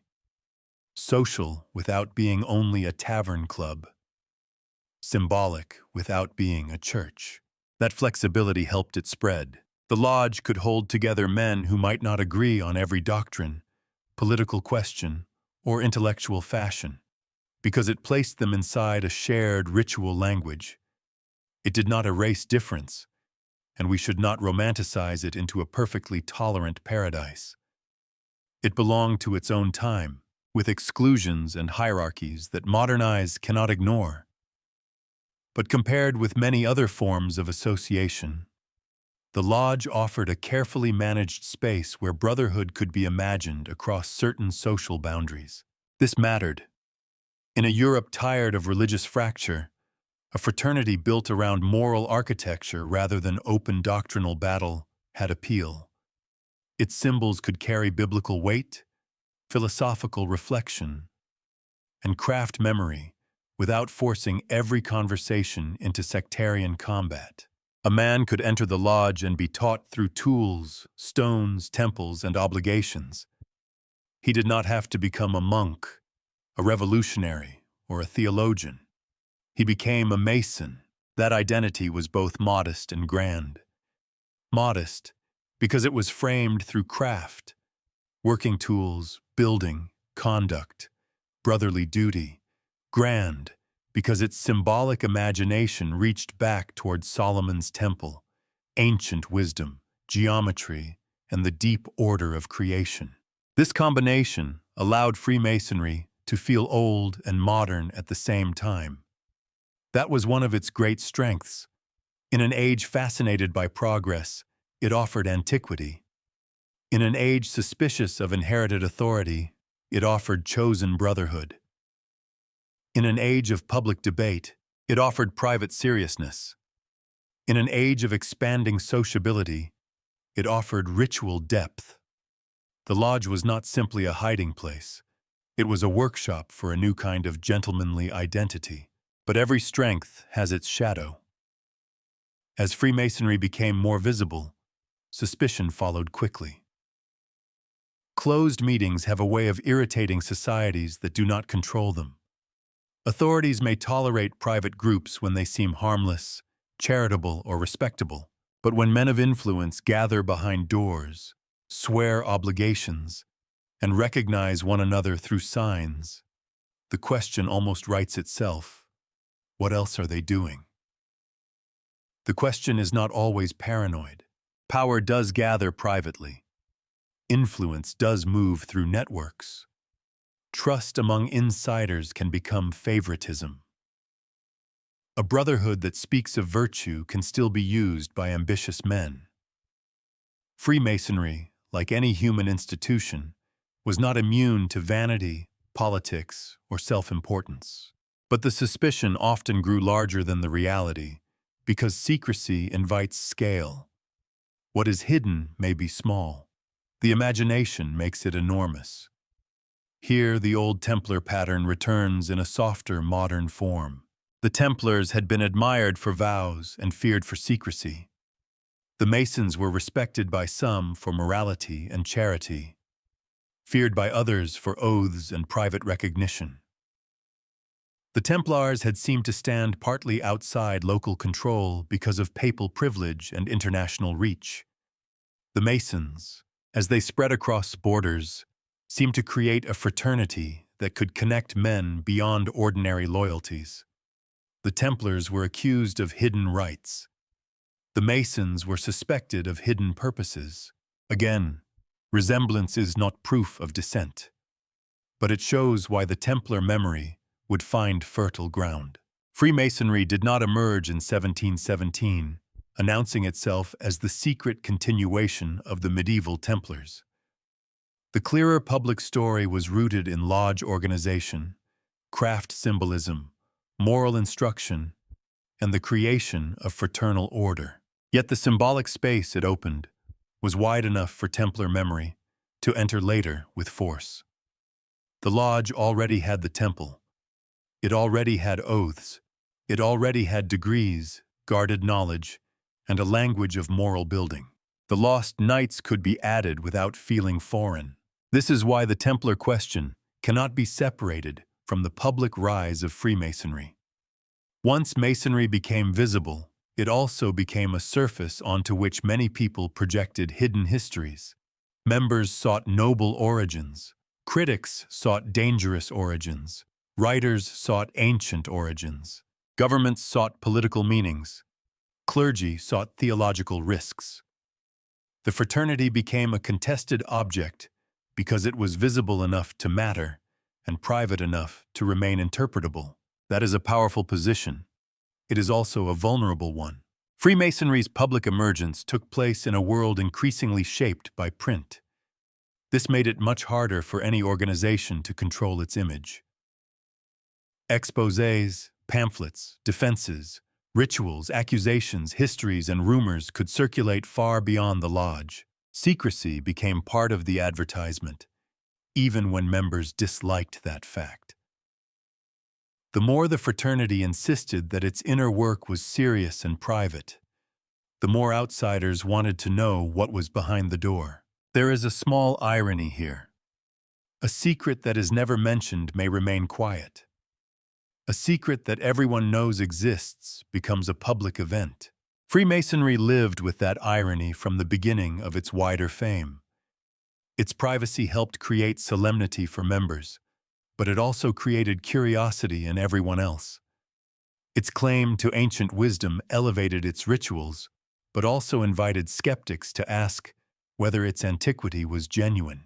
Its moral language attracted respectable men, but its oaths alarmed those who feared divided loyalty. And because it spread internationally, those fears traveled too. A fraternity that might appear harmless in one city could look dangerous in another political climate. In places where rulers feared dissent, lodges could be watched. In places where churches feared religious relativism, Masonic language could sound suspicious. In places where intellectual reform was gathering strength, Masonry could be seen either as a school of virtue or as a nursery of subversion, depending on who was looking. This flexibility allowed Freemasonry to survive. It also ensured that no one interpretation would ever fully control it. Inside the lodge, the Mason might experience the fraternity as a moral journey. Outside, the critic might see a network. The romantic might see ancient wisdom. The conspiracist might see hidden command. The historian sees all of these reactions as part of the phenomenon. Freemasonry was not only what it did, it was also what people believed it might be doing. That belief shaped its history. The year 1717, therefore, marks more than an administrative moment. It marks the beginning of Freemasonry's modern visibility, and visibility changes a secret tradition.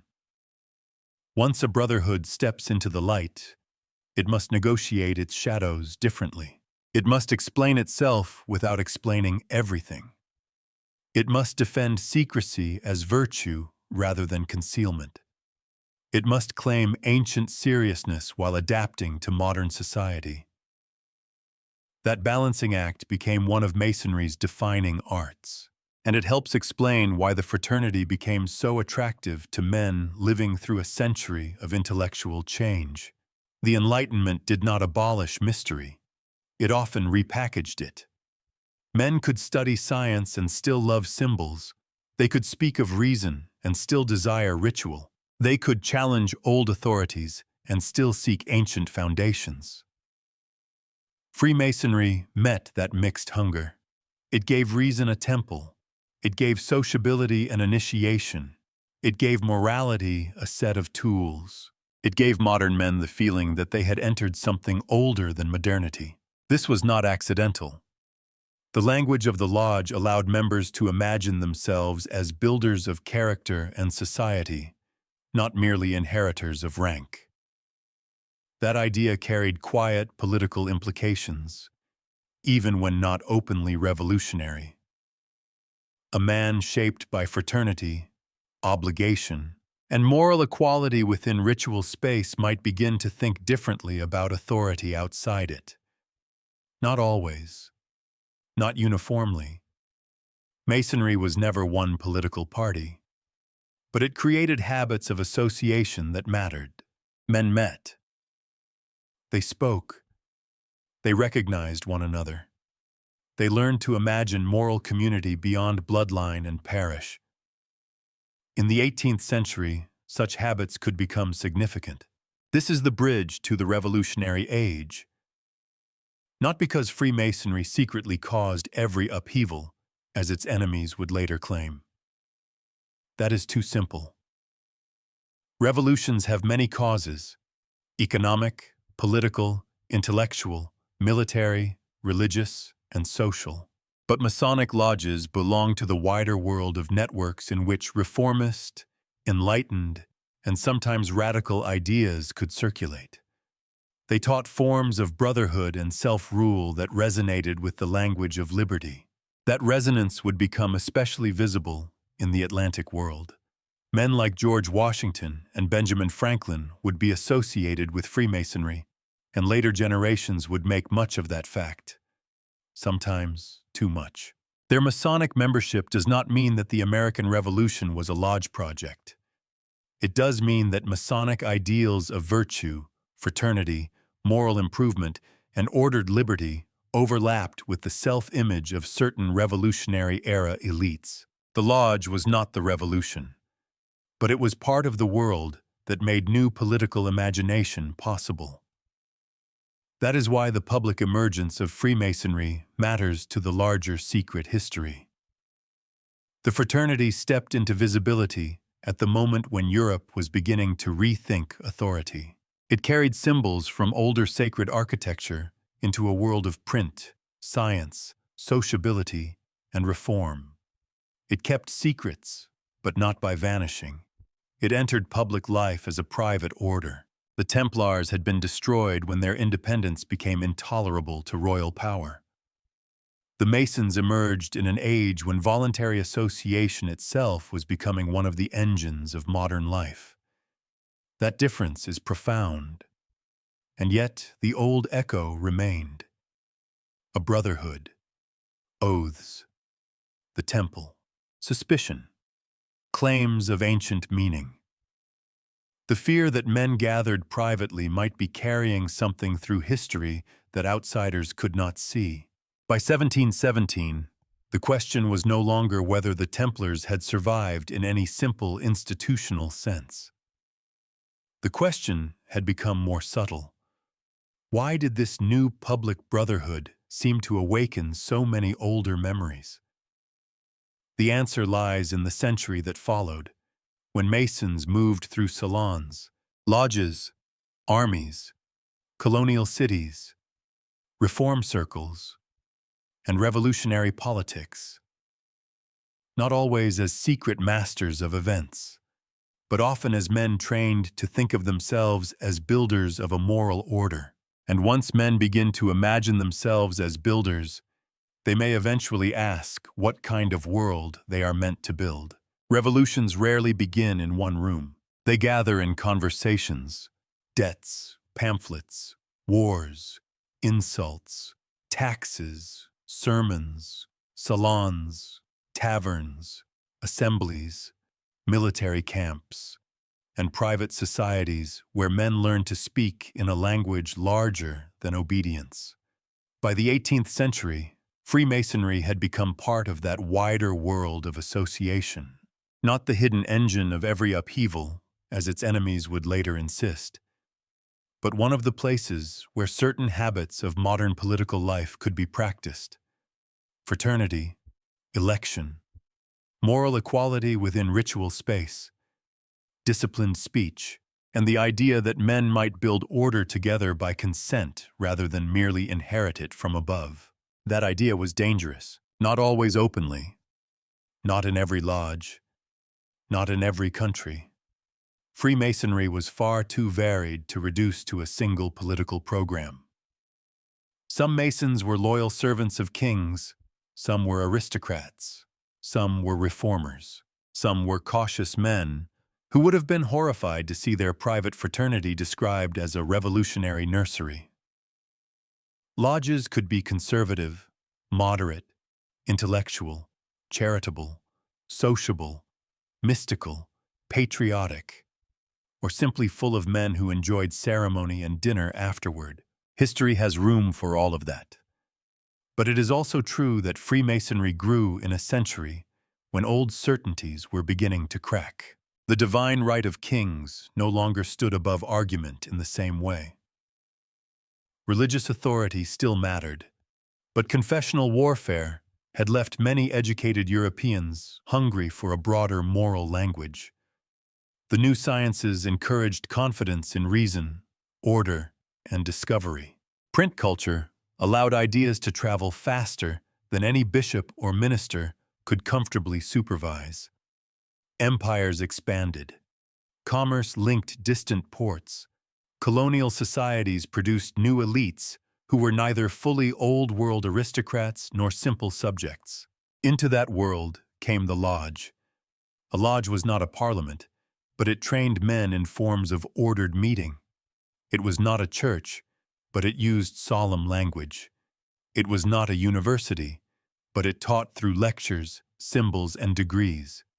It was not a state, but it created offices, rules, obligations, and a miniature hierarchy that depended on recognition among brothers. This made it politically interesting even when it was not politically explicit. A man who entered a lodge encountered a strange form of equality. Not equality in the full modern democratic sense. Freemasonry did not erase class, race, gender, empire, or wealth. It carried the limits of its age. But within the ritual frame, men of different ranks could call one another brother. They could meet under shared obligations. They could be judged, at least in theory, by moral character and Masonic standing rather than bloodline alone. That was not nothing. In societies built on inherited distinction, even symbolic brotherhood could carry pressure. The lodge suggested that virtue might be constructed, that a man might be shaped through instruction, that authority could be ritualized without being purely hereditary, that an ordered community could be entered voluntarily. These ideas did not automatically produce revolution, but they belonged to the same atmosphere in which reform became thinkable. This is why the Masonic presence among Revolutionary-era figures has drawn so much attention. George Washington was a Freemason. Benjamin Franklin was a Freemason. Other figures in the Atlantic revolutionary world had Masonic associations as well. The temptation is to turn that fact into a hidden master key. The lodge planned the revolution. The symbols reveal the code. The brotherhood secretly directed events. That version is dramatic, and it has been repeated often. It is also too crude. Washington did not need a lodge to dislike imperial overreach. Franklin did not need a ritual apron to understand print, diplomacy, science, or political negotiation. The American Revolution did not happen because men met privately and decided to perform liberty like a degree ceremony. It happened through a dense mixture of taxation disputes, imperial politics, colonial self-government, war, ideology, commerce, local grievances, and opportunity. Freemasonry was one influence within the culture of some leading men, not the puppet master behind the curtain. Still, we should not swing so far toward skepticism that we miss the overlap. Masonic ideals and revolutionary ideals could speak a similar language. Brotherhood, liberty, virtue, self-government, moral improvement, the rejection of tyranny, at least in principle, the belief that order should be built according to reason and just measure, the hope that men could rise beyond accident of birth through disciplined character. These themes were not exclusive to Masonry, but Masonry gave them ritual form. That matters because ideas do not move only through books. They move through bodies, ceremonies, friendships, obligations, and repeated phrases spoken in rooms where people trust one another. A man may read about virtue and admire it, but when he kneels, swears, rises, and is recognized as a brother, virtue becomes tied to memory and identity. The lodge made moral language social. This was one of its quiet strengths. Freemasonry created networks, and networks matter in moments of political change. A brother traveling from one city to another might find recognition. A diplomat might discover contacts. A merchant might meet men of similar seriousness. A reformer might encounter language that framed liberty not as chaos, but as moral order. Again, this does not mean that every lodge was a revolutionary cell. Most were not. But private networks can become useful in unsettled times, even when they were not built for conspiracy. This is where suspicion becomes understandable, though often exaggerated. From the outside, a Masonic lodge could look like a machine for hidden influence. Men of standing met privately. They swore obligations. They recognized one another across borders. They used symbols ordinary people did not fully understand. In a Europe haunted by plots, dynastic rivalries, religious tension, and fear of upheaval, it did not take much imagination to turn fraternity into conspiracy. After revolutions broke out, that imagination grew stronger. Events demand explanations. The fall of old certainties feels too large to be accidental. Many people find it easier to believe that a secret society engineered a revolution than to accept that social orders can rot from within, that governments can miscalculate, that economic pressures can compound, that ideas can spread unpredictably, and that ordinary people can become actors in history.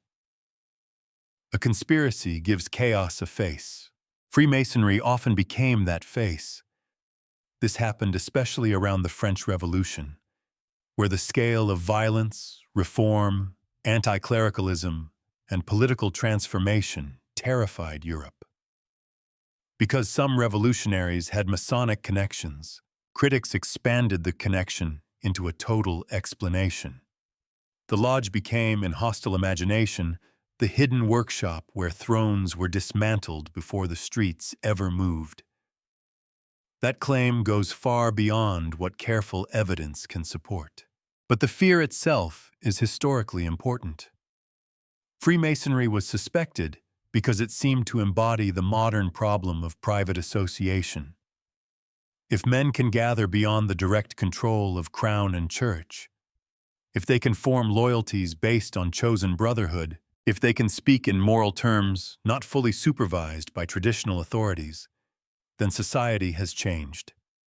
The lodge may not cause the revolution, but it reveals the conditions that make revolution conceivable. That is a subtler point, and a better one. The old world depended heavily on visible hierarchy. king above subject, priest above layman, noble above commoner, father above household, guild above apprentice. Freemasonry did not abolish hierarchy, but it rearranged it inside ritual. Its officers were chosen or appointed according to lodge structures. Its degrees marked progress. Its authority was symbolic and fraternal, not simply inherited. A man could advance through initiation rather than birth. This model had political resonance even when members insisted on loyalty and morality. The lodge taught order without absolute monarchy. It taught reverence without clerical control. It taught brotherhood without blood relation. It taught secrecy without necessarily teaching rebellion. For some authorities, that combination was already too much. The revolutionary age sharpened every ambiguity. A private society could be a school of virtue or a nest of sedition. A password could be a harmless sign of recognition or the tool of a plot. A symbol of light could mean moral knowledge or dangerous enlightenment. Brotherhood could mean charity, or it could mean allegiance stronger than citizenship. The meaning depended on the eye of the beholder, and the beholder was often frightened. This is where the Templar echo returns yet again, not as proof of dissent, but as a recurring pattern in the history of secretive brotherhoods. The Templars became dangerous when their independence and wealth no longer seemed safely tied to a sacred mission. Freemasonry became suspicious when its private networks no longer seemed safely tied to harmless morality. In both cases, outsiders asked, "What do these men owe one another that they do not owe the rest of us?" That question is the political heart of anti-Masonic fear. It is also the ethical challenge inside every closed fraternity. Brotherhood is powerful because it creates loyalty. But loyalty can become suspect when it is hidden. If a Mason is a judge, a general, a merchant, a politician, or a revolutionary, does his obligation to a brother affect his public duty? Masonic defenders would answer that true Masonry teaches virtue, not corruption. Critics would answer that private obligation always risks private favoritism. Both concerns are human. Neither should be dismissed too quickly. The revolutionary age made such concerns urgent because political identity itself was changing. Men were beginning to speak not only as subjects of a king, but as citizens, patriots, representatives, rights-bearing individuals, members of nations, members of humanity. Freemasonry's language of universal brotherhood could fit comfortably within that broader shift. It offered a moral vocabulary that crossed certain borders, even as real-world Masonry remained uneven and limited. Benjamin Franklin is a useful figure here, not because he proves a secret Masonic revolution, but because he embodied the world in which Masonry flourished.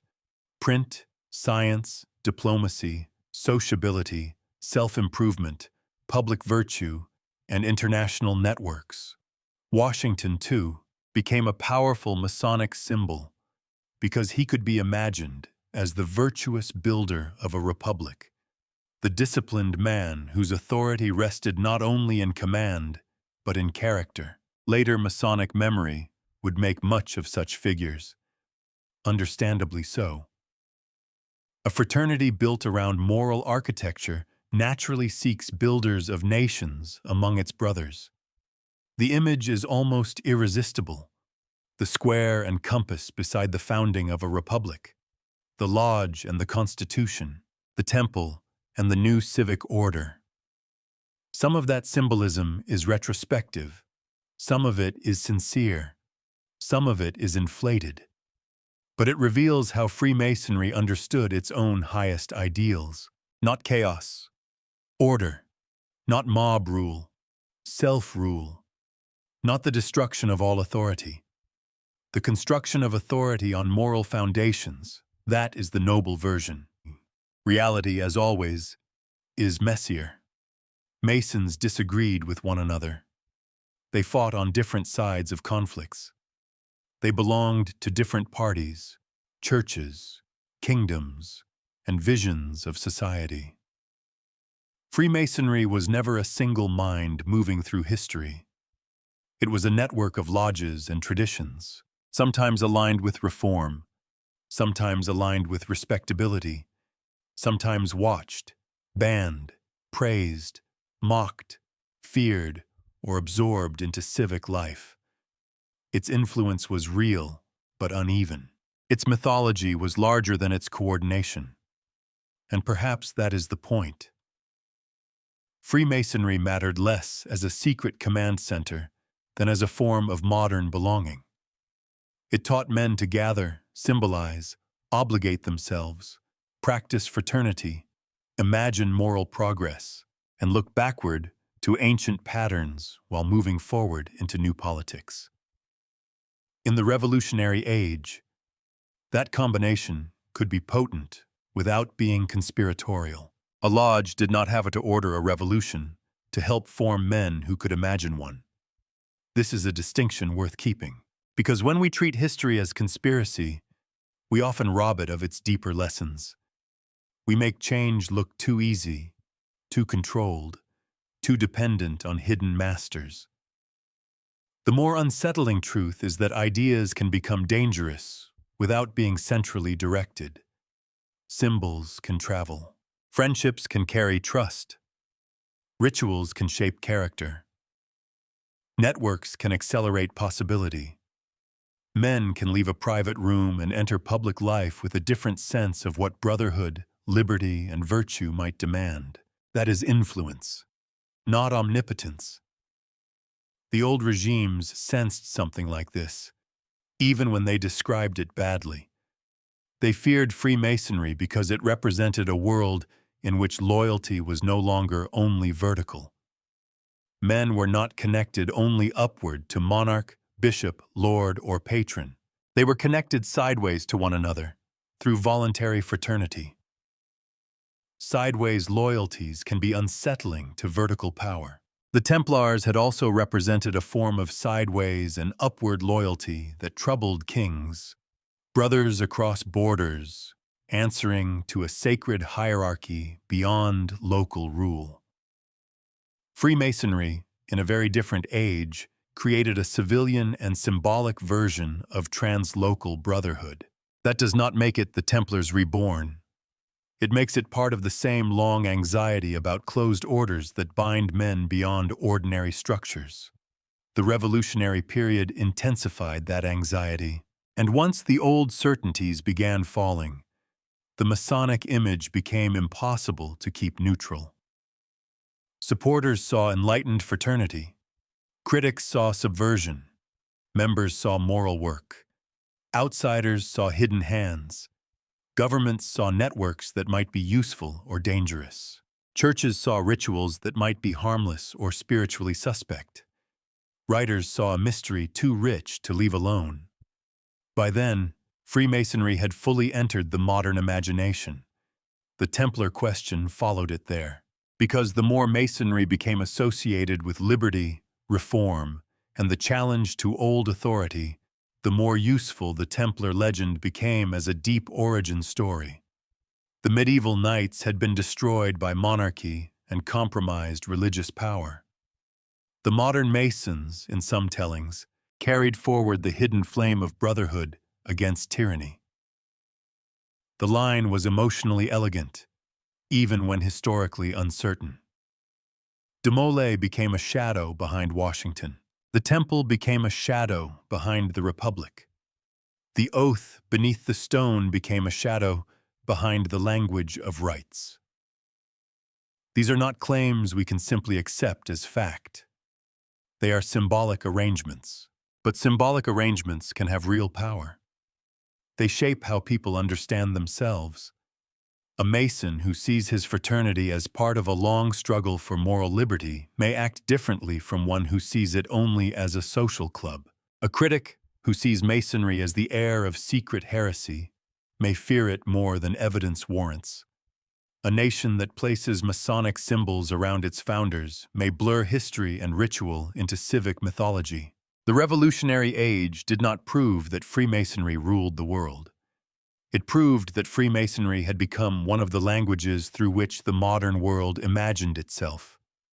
A language of building, a language of brotherhood, a language of light, a language of secrecy just deep enough to invite both reverence and suspicion. And so we come closer to the end of the investigation. We began with vows beneath sacred stone, followed nights through Jerusalem, wealth, accusation, torture, fire, disappearance, disputed refuge, builders' lodges, speculative symbolism, and the emergence of Freemasonry into public life. The trail has not given us the clean answer that legend promises. It has given us something more complicated, maybe more honest. The final question is not simply whether Freemasonry preserved the Knights Templar.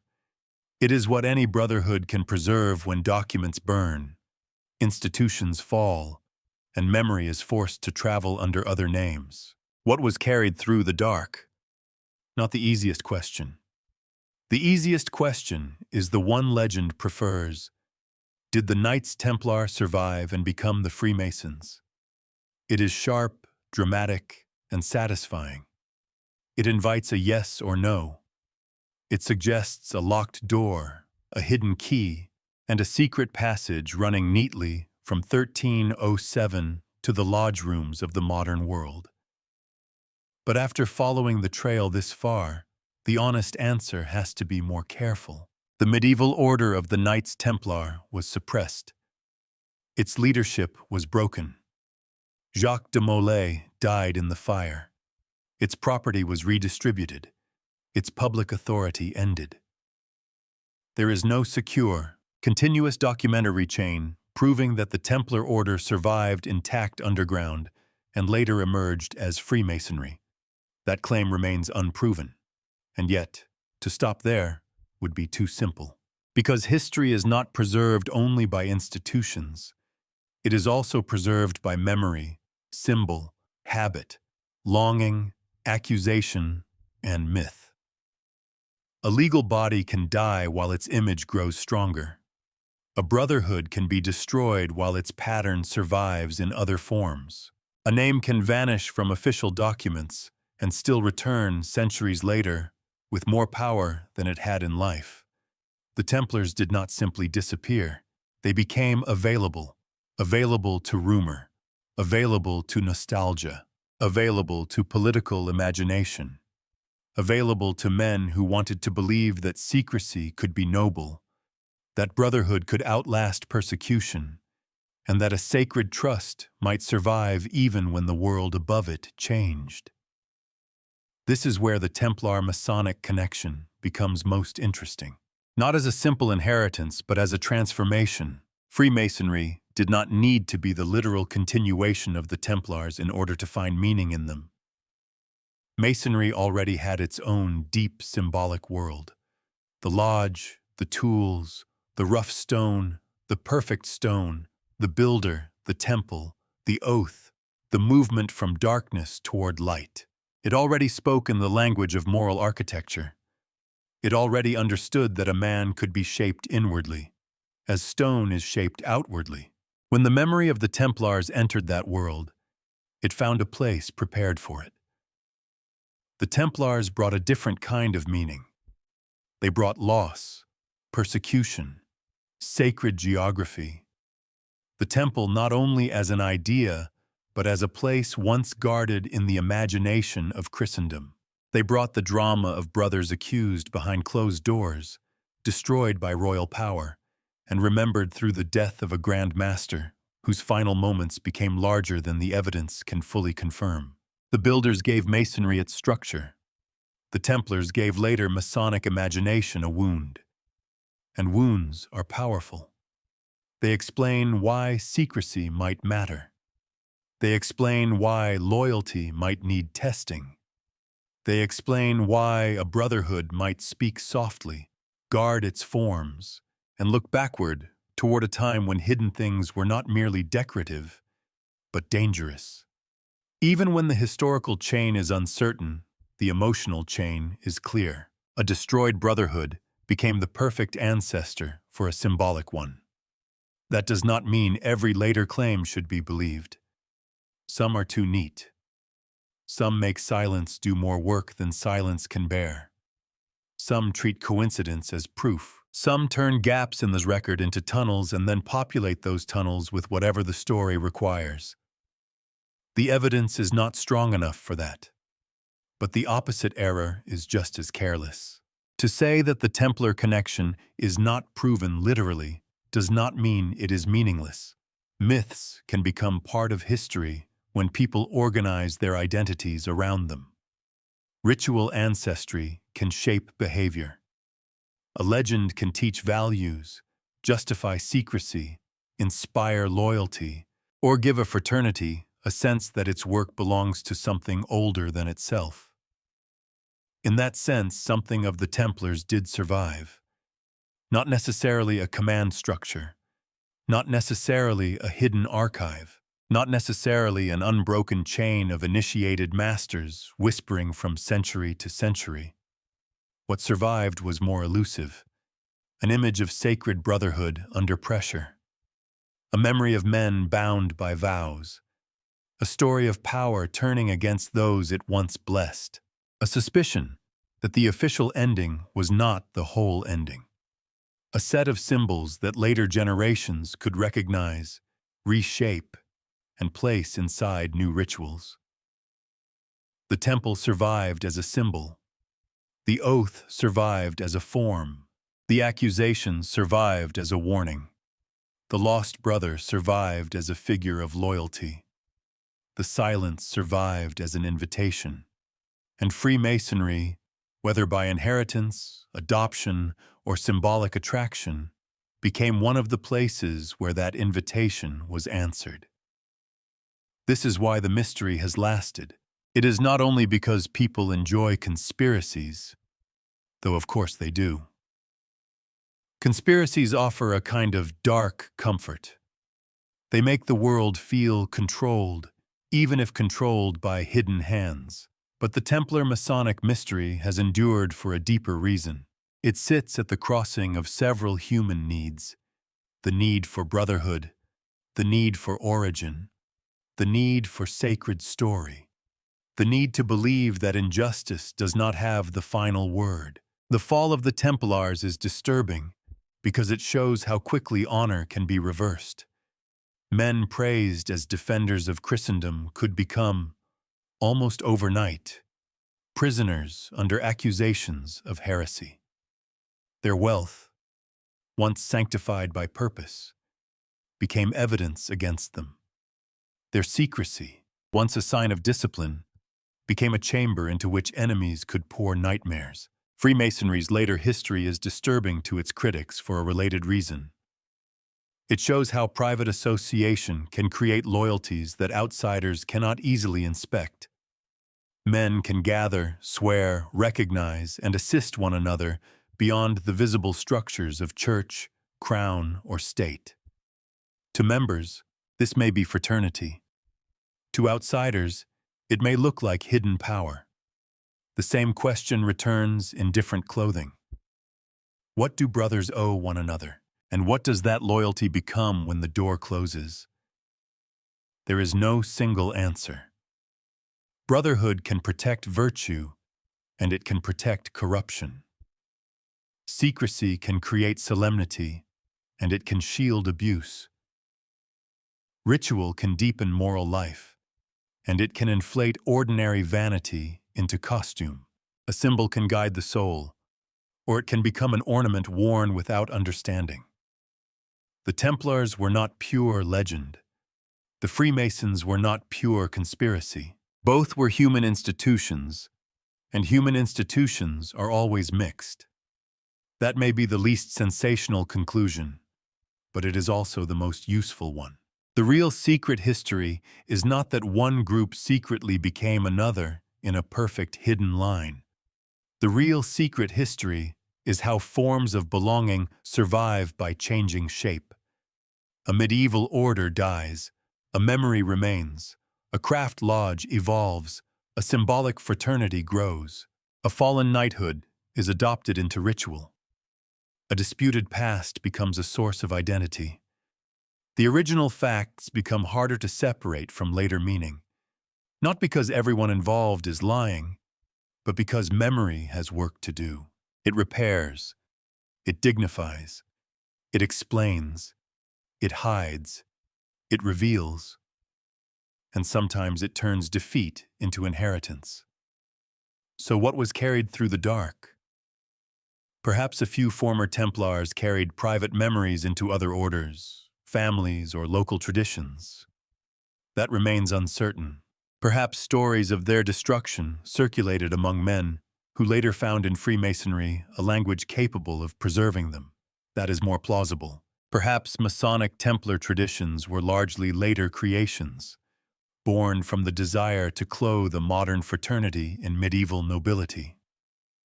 That too has weight. Perhaps all of these are true in different measures. History is often not a courtroom verdict.